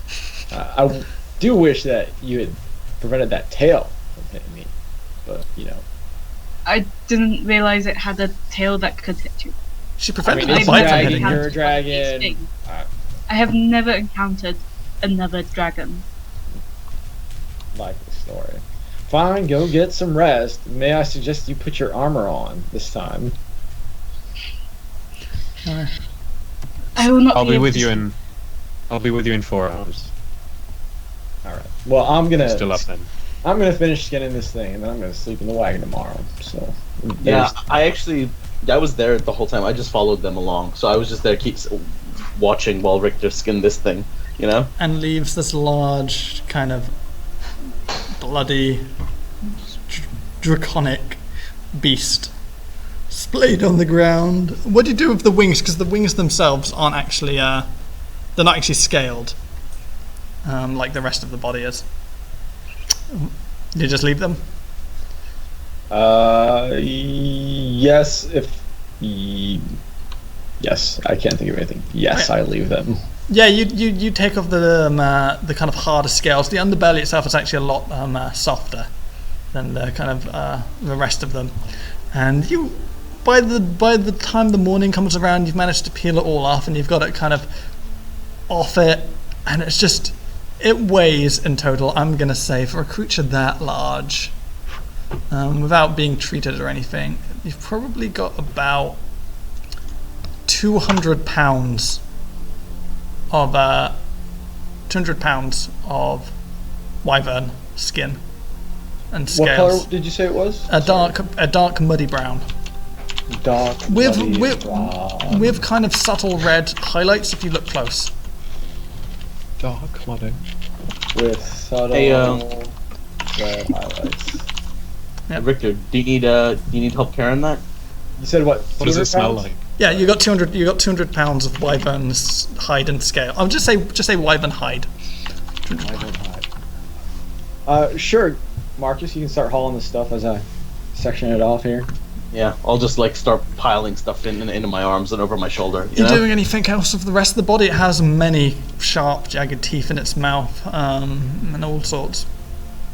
Yeah, I'll go for teeth, talons, eyes, and heart. Okay, so I'm going to need you to make a roll for each of those. It's going to be a survival roll because it's not skinning. Okay. So make me a survival roll for the teeth then. Teeth.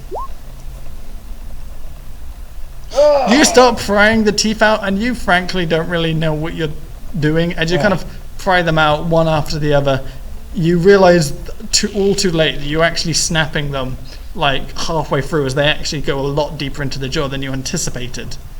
And by the end of it, you manage to get out about 4 fully intact wyvern teeth and about 15 kind of half wyvern teeth. I'm gonna just chuck the broken ones aside. I don't want those fucking things. Hey Riktor, try for one of the horns.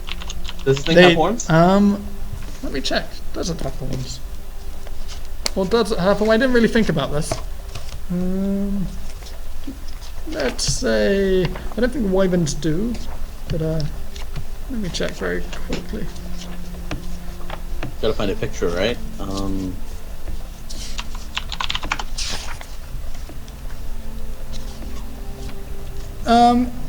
Yeah, it does have 2 horns.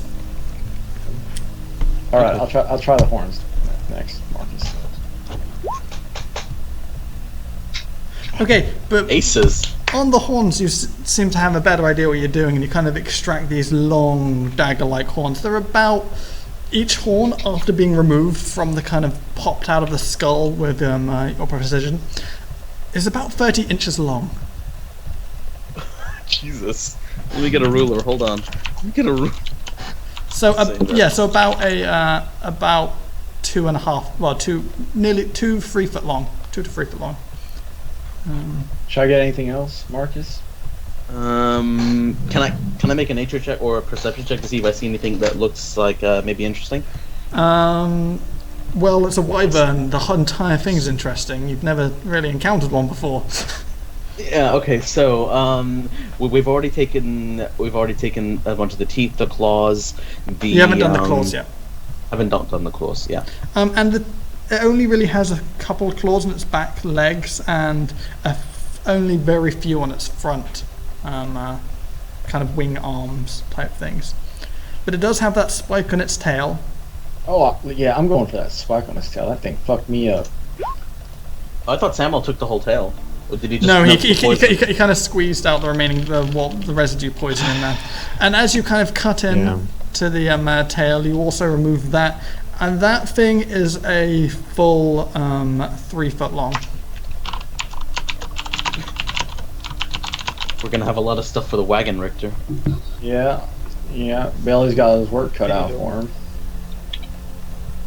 Although you can notice by the way the horns were kind of on the top of the wyvern's head, they obviously weren't for fighting.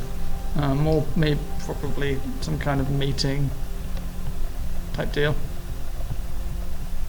And now just the claws, right? Yep, now just the claws.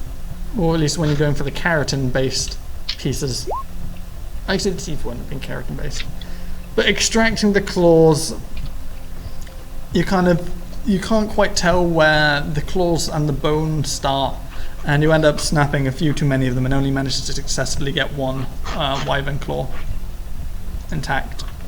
Well, I'm tired. I need to get some rest. I'll drag all the shit over with Marcus, and then I'm just gonna like lay down in the back of the wagon.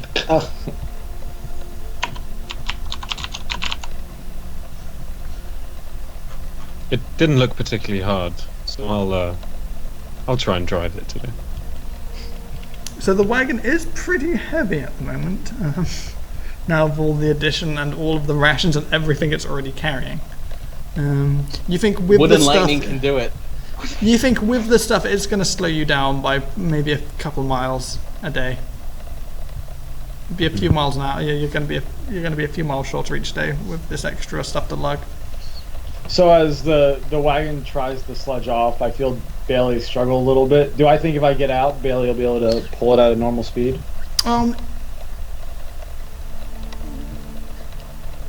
You think with you off of it, he should be able to pull it at a reasonably normal speed, but then you still on foot. You wouldn't would get be, exhaustion. Yeah, you would be. Okay. You wouldn't be quite keeping pace of the group without tiring yourself out pretty badly. Alex, was Jack's horse actually dead or just kind of dying? It was dying. It depends on what kind of spells you have. I have lay on hands. Also, we lost Johannes. Oh, did we? And then there's also all the spells that Dalen has. Sure, I'll actually look for what spells Dalen has, see if he can do anything for the horse. Spare the dying. The thing is, he can stabilize it, but it doesn't change the fact that it's got like a couple broken legs. You Not can heal even if broken he's legs, like right? fully healed Well, it's with lay on hands or something. the wagon could carry the horse, but you wouldn't have room for the wyvern hide you just collected. And the horse is Man, sometimes with some healing, the horse would be alive, but getting its bones to set correctly is going to be difficult, especially when you're traveling. And the way horses are, you would have to stop for several days of a play. So it's possible to save the horse, but it's going to cost you several days travel at least, and a lot of healing magic on Dalen's part. I'm gonna look to Nala and Dalen. I'm gonna be like, come on, look at Jack. He loved that horse. Just can you do something? No, that's a lame horse that needs to be put down. We gotta walk anyway. Let's just walk. We'll take our time. We'll get there. Take a nap, Riktor. Let them What? fix stuff. You have strange priorities, Markus. You're like executing harpies, saving horses, letting bugbears go. I don't know what is going on with you at all. I never helped the bugbear. What are you talking about? I don't know. I can't even go. That wasn't me. I agree. Riktor is right. Do you want to do the honors, Jack? Yeah, I pull my longsword out, and I suppose Alex, I can find the most painless place to kill Here, us. here. Why don't you use one of my pistols? I'll let him use a pistol. Your first time. Be careful. No, I was Riktor blow the sides. Okay, I take the Don't pistol. point that damn thing at me, Jack. Jeez. Sorry. And I kind of like just hold it rather awkwardly, hand like the fuck, and they kind of just pull the thing. Yeah, point it at its head and pull the trigger. Now hold it tight, or it's gonna fly back and hit you in the face. Okay, I grab two hands as inexpertly as is humanly possible, and then fire a bullet at the thing's head. Yeah, you fire, and the horse kind of stops making its noises, and its eyes just kind of stop staring at you. And Theodore, unfortunately, is dead. I hand the pistol back. I then turn to Balthazar. Balthazar, make, and the tent kind of forms itself up, and I crawl inside my tent. And the tent kind of unfolds itself, and then springs up after it's unfolded. What? Never seen you do that before. Yeah, magic's unstable. I did it when I was a child. The bastard thing's temperamental. Try and eat you if you're not careful. The tent. Yeah, the tent. Carnivorous tent. Interesting. Did the stream stop for anyone else? Has the stream stopped? Yep. Have you minimized the It's all black. windows? I had minimized it. Minimized There we go. I need to not do that. It was a moment of grieving for Theodore. Well, you're lucky Riktor actually rolled well on that perception check, otherwise you would have just lost a horse without a fight. At least we avenged him, that's what matters. Yeah. Yeah, I just drink some whiskey from a flask and then just smoke through the rest of the evening.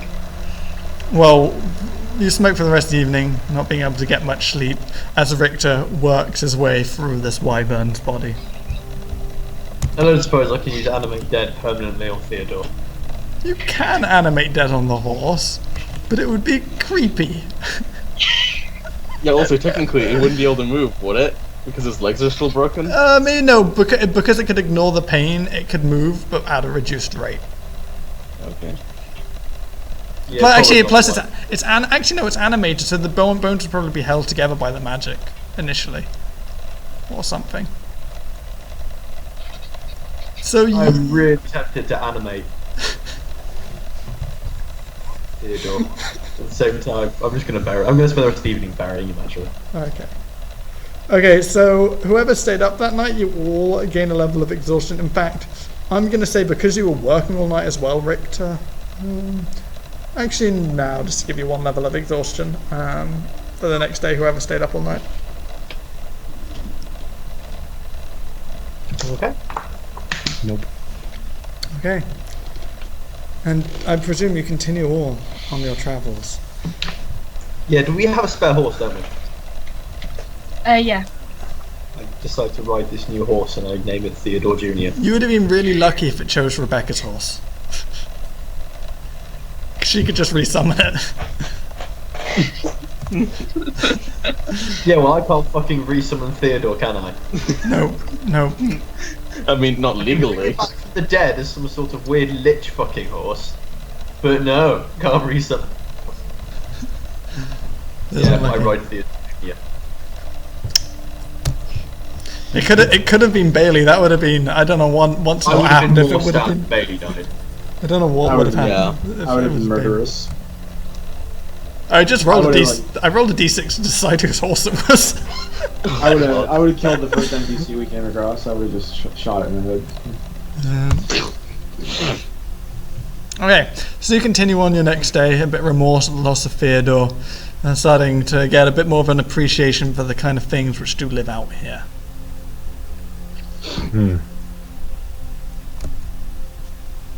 So was that a dragon? No, wyvern. No. Yeah.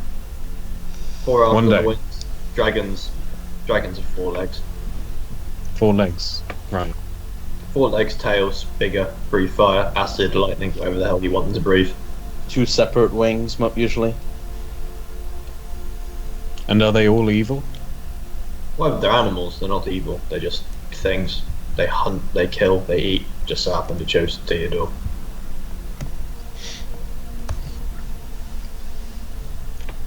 I'll see a dragon yet. I pray it's not too soon. Well, you never know. Always rumours about what do live out here, or what does live out here even. Continue. You know, he's got a dragon, I pointed Nala. I meant no offense, Doc. Did Dalen do a service for Theodore? Yeah, Dalen said some words and buried the horse with as full as he could find the correct wording for a horse in terms of Concordian rights. He had to change some verses to fit correctly.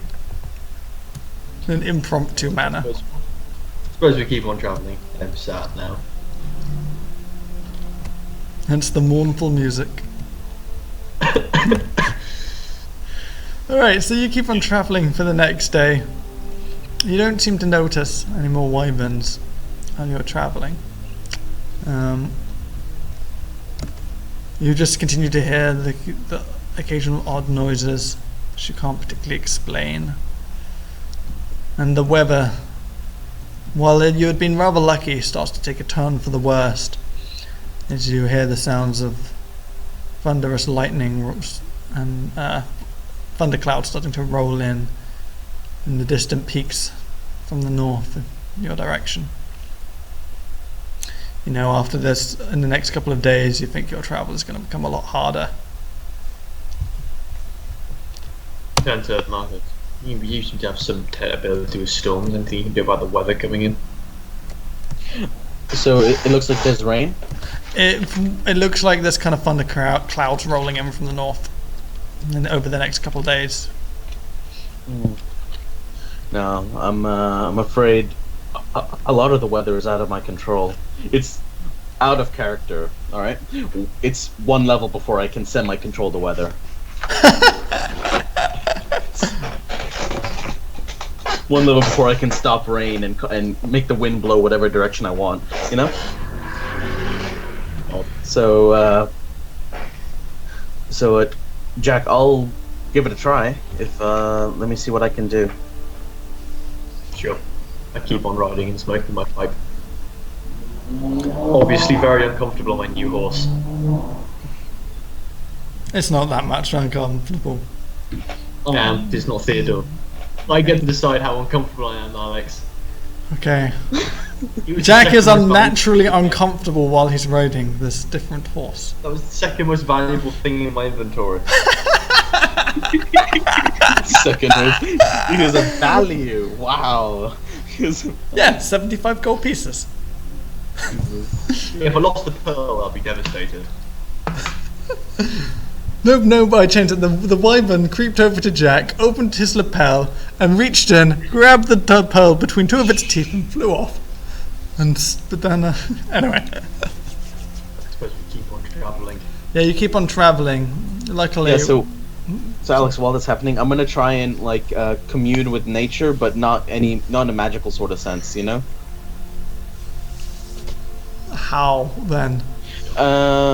Just like let me describe this. So Markus would ride ahead of the group, and he'd be basically dances with funnel clouds. Dances. Hey. Trying to basically I'd be understanding how long the storm is gonna be, like how powerful it's gonna be, what direction the wind is gonna blow, basically basic weather stuff. I would say make me a charisma check. Okay. Whoop. You kind of dance and do your thing, trying to commune with the weather, and you feel as though you do have some connection to it.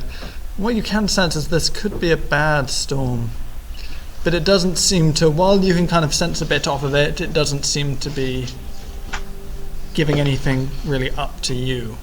It's just, okay. You can just tell this is raw nature doing its thing. And Alright, I'll just tell the others this might be a pretty bad storm. I'm just going to say I'm going to go fill my water bottle up, so we'll call a short 5-minute break. I'll be back in a minute.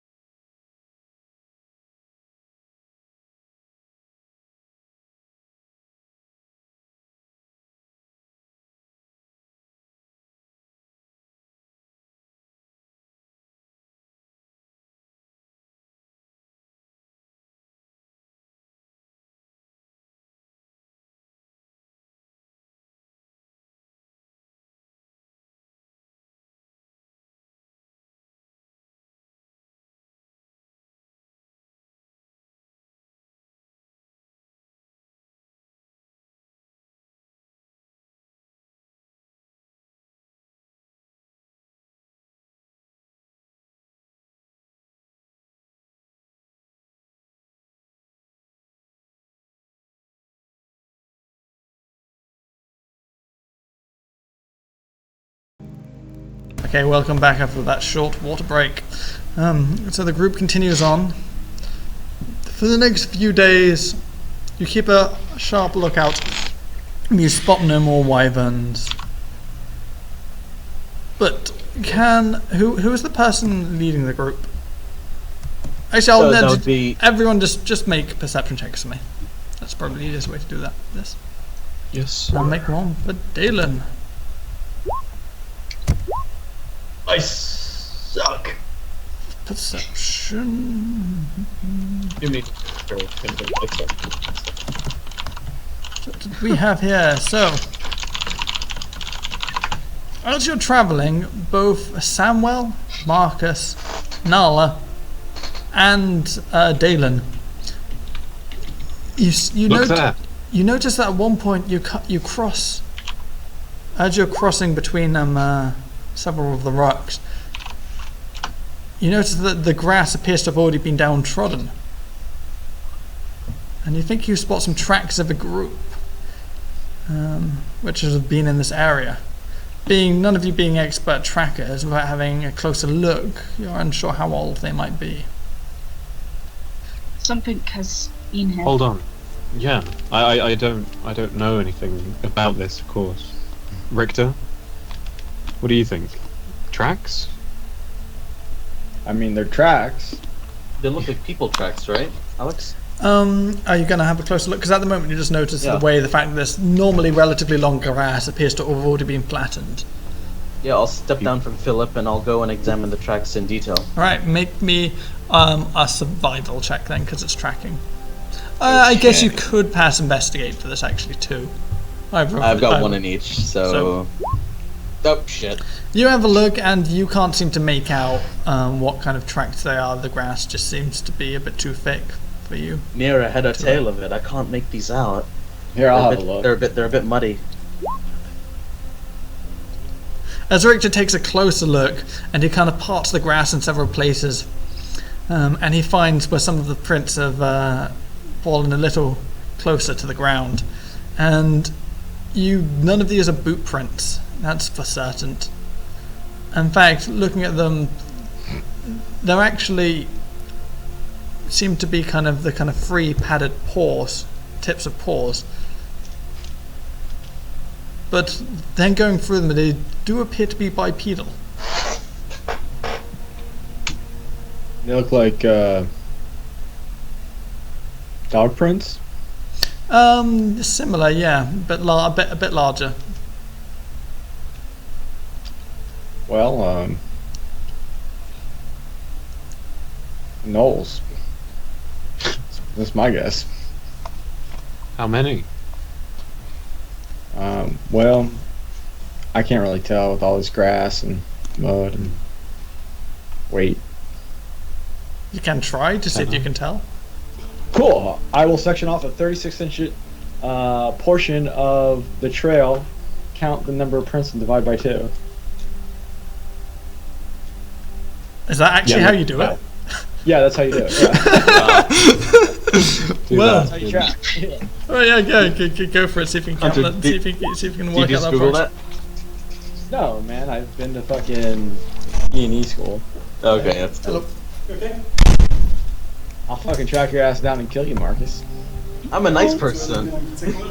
I'll track your ass down and give just you a hug. studying him. You know what I mean? Okay, that's fine. I like hugs.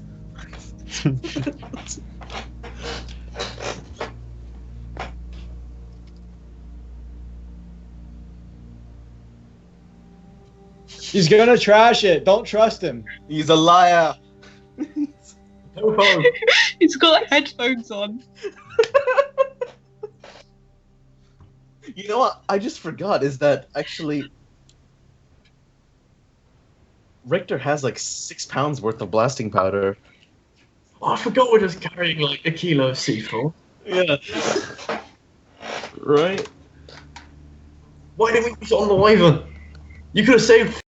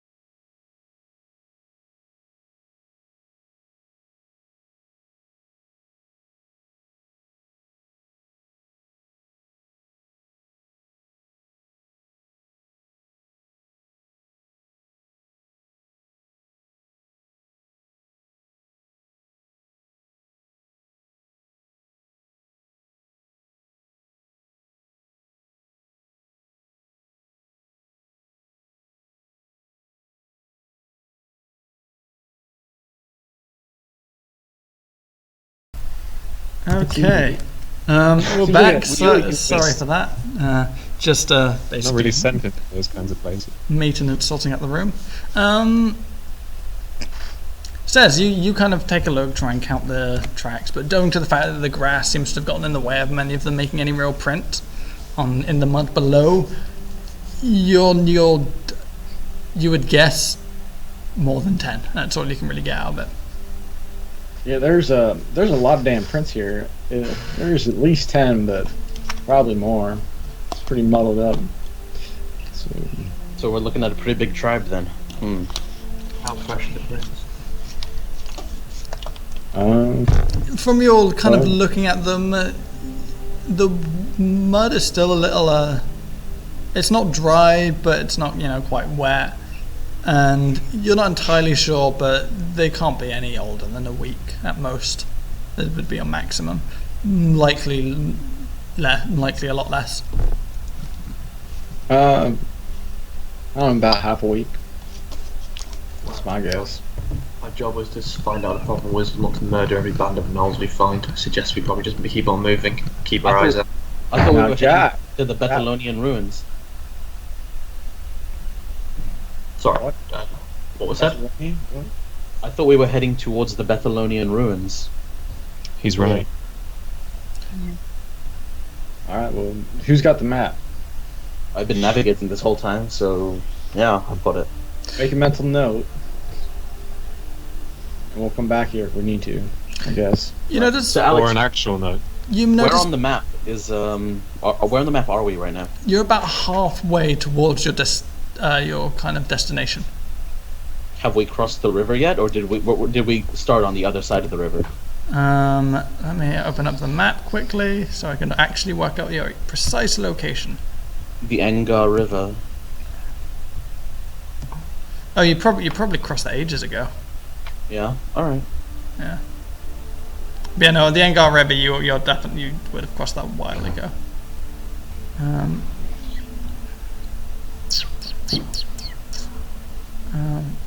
Whereabouts did I save this map? Sorry, give me a moment. But anyway, the rest. Oh, here it is.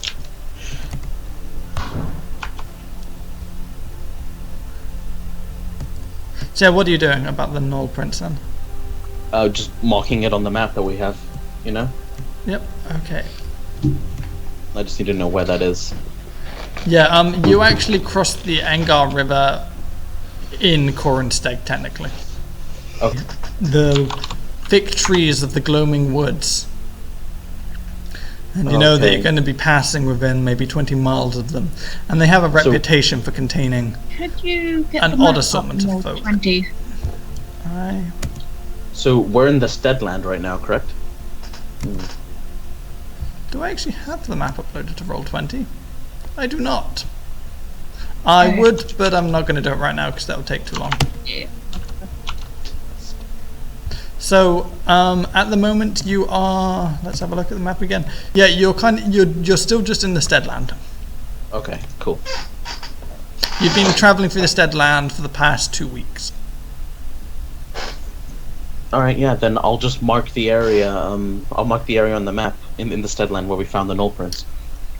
Okay. And then presume you continue on. Yeah. Correct. Yep. We continue on. Okay, so the next few days' travel, you're more cautious. You now know that this territory does appear to have gnolls patrolling in it. And from what you can tell from the notes you've read, it is a little further out of what you would know of what the notes would suggest that range was. You'd say maybe it's even as far as a week further than what you would have anticipated them to be patrolling. And you continue on, and fortunately another week goes by, but as you edge closer and closer towards the gloaming woods, you keep hearing more and more noises which you can't quite explain. More and more odd winds coming out of nowhere, which even in the storm, which you notice in particular as they blow in the wrong directions, as the rain starts hailing down, and any tracks that would have existed are unspottable, as the ground starts to turn to mush underneath your feet. There's one good thing about this rain is that no one can track us in it. But then we cannot track anything else. We have a destination, which should be fairly better. Yes, but it'd be nice to be aware of what's around us. What could potentially kill us. The days draw on until one morning, when the winds are blowing as they are, and you hear the faint yells coming from the woods. You're only about 20 miles off from those lands at the moment, the closest point in your journey to them. What do you do? And what do we know about the glowing woods? You know that they are suspected to have Fey-like creatures in them, but while also having Fey-like creatures of them, they also are home to other, even less savoury beings, but also even to some elementals, which make them their dwellings. But most commonly, or not most commonly, but the most dreaded rumour is about some of the beings of light and shadow which dwell within. But they are more rumour than anything. We should go investigate the yells. It could be someone in danger. It's hard to tell what they're saying or shouting through the wind and the rain. You can just tell that you can definitely hear voices exhaling far away. Well, not too far away, but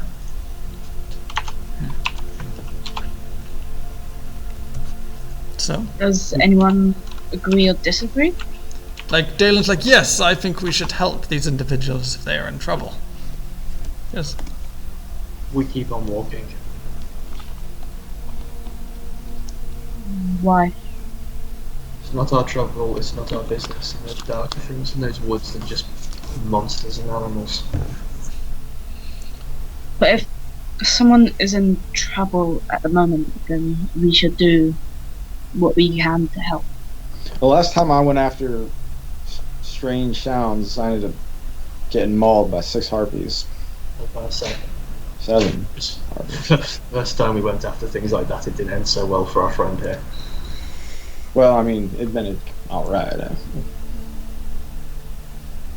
I'm just Sure. I cannot just let it go by.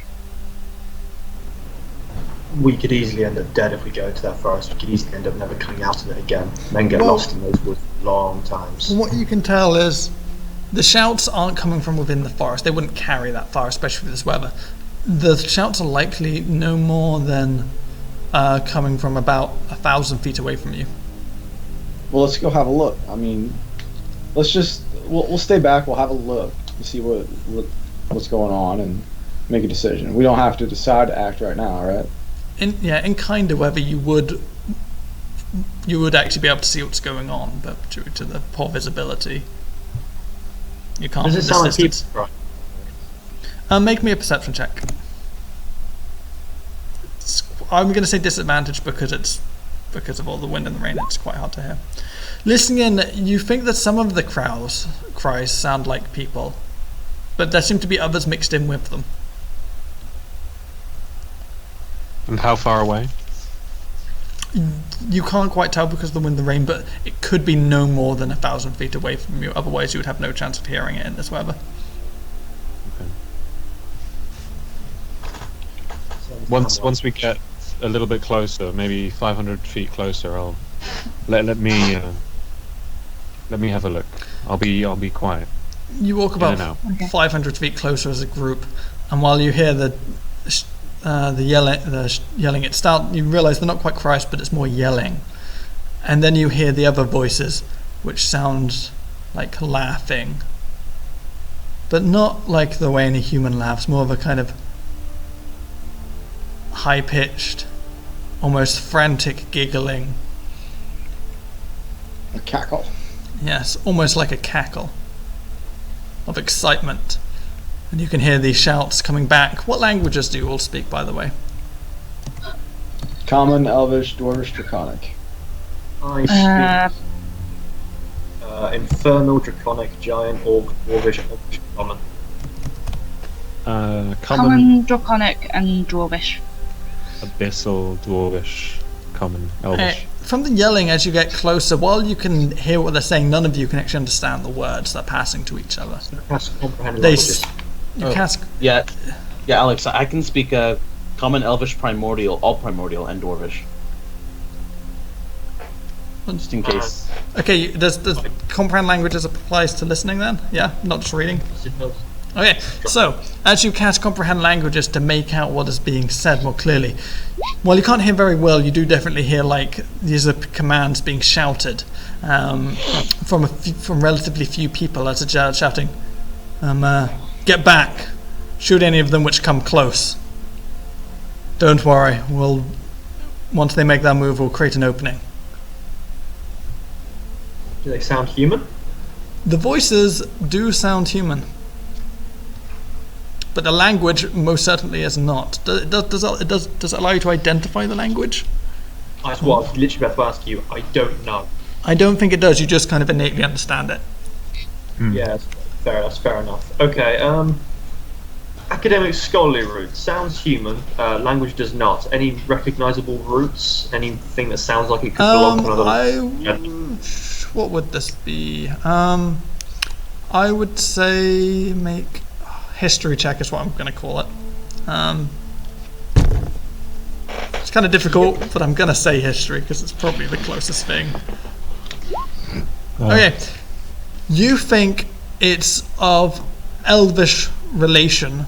It could potentially, but you definitely know it's not undercommon or anything like that. From what you read, it could potentially be either a very muddled version of Elvish or Sylvan. Okay. It's not Elvish. But at this point, I'm already going ahead very slowly with my cloak pulled over my head. And I'm going to cast gaseous form again and start to creep forwards. Okay, in your gaseous I am form in going the to storm, stay you were like... 120 feet behind In this Samwell. gaseous form, you are completely unnoticeable in this weather. Okay, so can you make me a stealth roll? What was that, Riktor? I said I'm going to be staying 120 feet behind Alright. Samwell as he Cool. creeps forward. Yeah, I'll stay the I'm same gonna use a distance. point. Stealth Of luck. check, not perception. Thank you. No, Yeah, I'm not Alex. going to use a point. Yeah, Alex, I'm gonna go to I'm gonna go to Samwell and I'm gonna twin cast invisibility on myself and him. He's got his cloak of super sneaking, and the visibility is poor at the moment. Don't worry, save it for yourself, Markus. I brought okay. That's Alright, fine. I'll just cast it on myself then. alright. You cast it on yourself, you go invisible as you sneak towards the shouting. Okay. 1 second. As I change characters, visibility. 1 second. So we have a Samwell. Bear with me 1 moment. Okay. Do you have a map for this? I have a map for this, yes. Oh, fancy. Well, actually, Dalen's not in here, so I don't have to change his site. Oh damn. And as we approach, I'll be motioning for Markus to move to the right as I sort of try and flank to the left. Okay. Ah. Well, I'm gonna like motion back with my hand, but then I realize he can't see me, you know, and so I'm just gonna like hit my own head. Does that get rid of the spell? No. So, Ah, shit. give me a brief moment. So we don't have Null or Dalen. The rest of you. Oh no, Riktor either. Well, Riktor said he was 120 foot behind. Yeah, no, that's I'm fine. not- Okay, so let me just drag you all over. And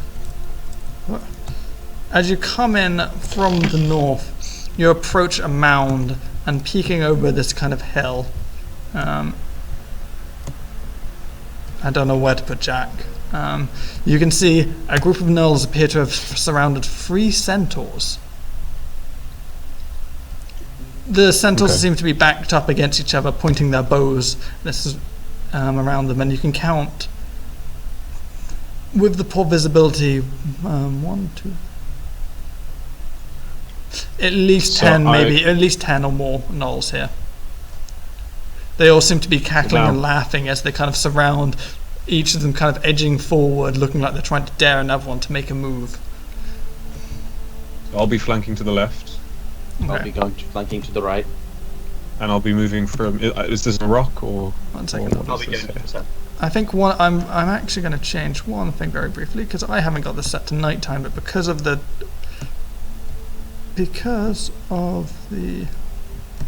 I'm just going to change your sight to reflect the nighttime, or not the nighttime, the poor weather conditions. And I'm going to say you can see and so this, you're not benefited by your night vision for this, so everyone's going to have the same vision. Okay. Yep, it's fine. It's still raining, right? Yeah, but still raining. And they don't seem to have taken notice of you guys at the moment. They seem to be focused around these 3 centaurs. How far is us like? You have about 120 foot sight, 60 foot clear. Okay. I'm pretty much going to move straight into combat with, just going to be straight next to that knoll there. Okay. Yeah, do you want to put this up on the stream, or...? Have I not got... Oh, I have the... Yep, I need to change to the correct page. There we go. And I will... Fucking great. I will grab it by the Yeah. mouth or snout area, and then try and drag it back as I slowed it very quietly, very slowly. Okay, make me a grapple check with advantage. Okay. 1 second. So open up the correct character sheet. Okay. What the hell? Well, this is opposed. Well, Okay. all I'm doing is I'm trying to cover its speech while I slit its throat, and then I want to carry it away from view. You did say you wanted to drag it back initially. Okay, well that's what I intended. Okay. Oh, how kind am I? His line Very of sight, kind. Fun. His line of sight is already blocked by the cover he's behind. Yeah, no, it's just whether because he said he was going to drag it back. Well, it's only if it's required. If it's not required, then he doesn't need to. Okay. Hey Alex, what's this thing? What thing where? Okay, looking at that one, that seems to be a kind of bigger gnoll. He seems to be commanding the rest of the gnolls, seem to be taking the kind of closest step towards. Acceptable if I actually move into combat with the bigger knoll? I'm a gaseous form, it's not like it's weird. Can you really shout out? You want to draw attention by asking those questions to your teammates? I can't talk by saying, actually to you, do you mind if I move into combat with it? I'm a cloud. I'm not going to stop you, but I'm also not going to stop the fact that they could be suspicious of the cloud, but it's unlikely. I'm going to drift past that one there and move into contact with that one.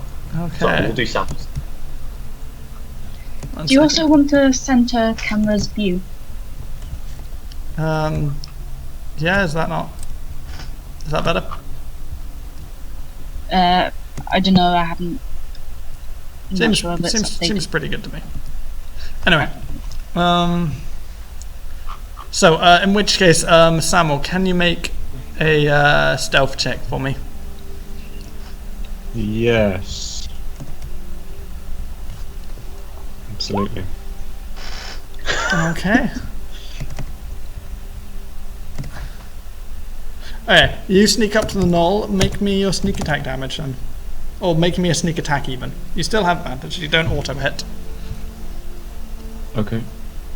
But it is a crit Okay. Well, that is a hit. because anyway. it's a surprise. So So that. surprise crit and another sneak attack. Okay, so you just walk up to it and quickly grab its mouth with one hand and pull your knife along its throat, pulling it to the ground. Now to see if any of the other gnolls noticed you while you did that. Any of the other gnolls who actually would have been able to notice you. That's not a dexterity roll. What is wrong with me? Okay, no, you kind of quickly take that one gnoll down, and the others are too engaged in, well, they look, what looks like fun for them, to really notice you. Yeah. Okay. And then I will do a wide arc around this rock and then towards. What are you going to leave? here-ish. You're going to leave the body there? Well, I want to pull it out of view.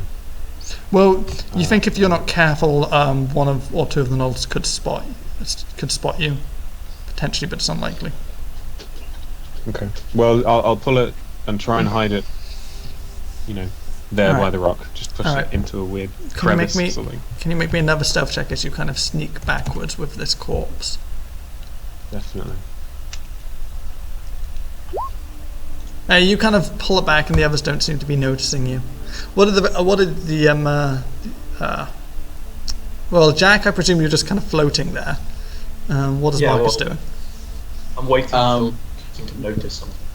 My trigger is for, shit to go haywire, or one of the gnolls to make an aggressive move against either Jack or Samwell or the centaurs, and then I'm just going to lightning bolt these three directly. Okay, fair enough. Yeah. So I'll. Okay, you're kind of moving around and away. Slowly with my with the cloak. I don't know. Slowly. Quite. Slowly. You're blending in with the grass. Yes. Very low to the ground. Okay. As you continue watching, if you're going to sneak up on that one, I'm going to have you make another stealth check. Absolutely.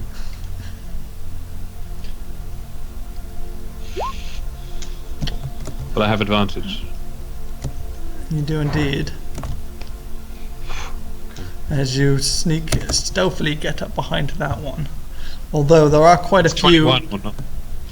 That is a high point, by the way. So there are quite a few of them who do have who would, if they were to turn around, would have direct line of sight of you. Yeah. Okay. Okay. You've snuck up behind that one. So the rest of you just kind of sitting and watching as these gnolls kind of continue to kind of circle slowly, slightly around these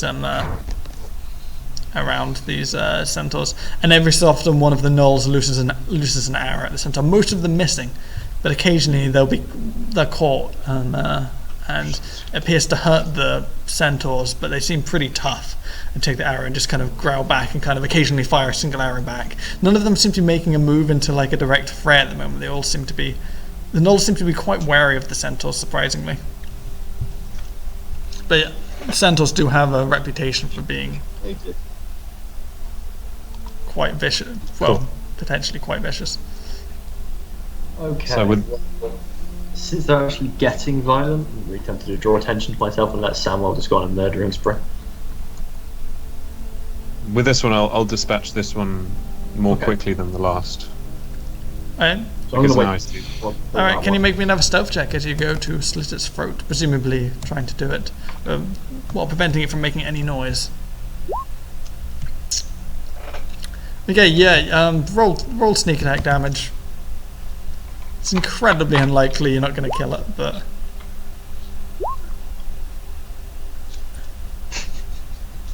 Oh my god. What's that damage in total? 18. 18. 18. Yeah. 18. Why? It has 19 hit points, doesn't it? No, it has more than 19. As you go, you kind of go to grab its mouth like you did the last one and stab into the side of its neck. But as you're kind of doing it, it kind of quickly turns around, elbowing you in the stomach and pushing you off. And all of a sudden, the rest of them all turn around. And at that same moment, the centaurs see their opportunity and start to attack those ones. Can everyone roll initiative for me? In fact, because of the My time... reaction was like, Okay. Do I get a surprise round, Alex, because I am a cloud turning into a dude? I will say it's a surprise attack, not a surprise round. Simply because you weren't as ready for this too, but you do well have... But what I'm going to say, before everyone rolls initiative, okay, everyone can roll initiative, I just... hey Alex, because I was waiting for shit to go down as my trigger, can I cast lightning bolt now? You can effectively cast it now, but because of the time, I don't think it's an opportune moment to start a new combat. So I'm going to end the session here, if that's okay with everyone. Yep. Yeah, definitely. We'll fine. roll initiative again next week. Cool. No, don't. You know the really great thing about using Roll20, Johannes? When I come back on later, I can see all the rolls which were made previously, and I can timestamp them too. It's really great. You could just like spam roll. Right. But this is not canon. 1 second. I want to see how much damage I deal. Look at Samwell being, out ninjured by an old man. I forgot I could have used my bonus action to attack with my second dagger, and I would have done an extra 6. Nonetheless, with that first attack, you'd still alerted it. You did kill him. Actually, with 13, does a 13 hit? That doesn't have advantage. No, that second one didn't even hit. Okay. Well, there we go. All 1 right. second, I just want to see how much damage I deal. Let me just update this guy's hit points.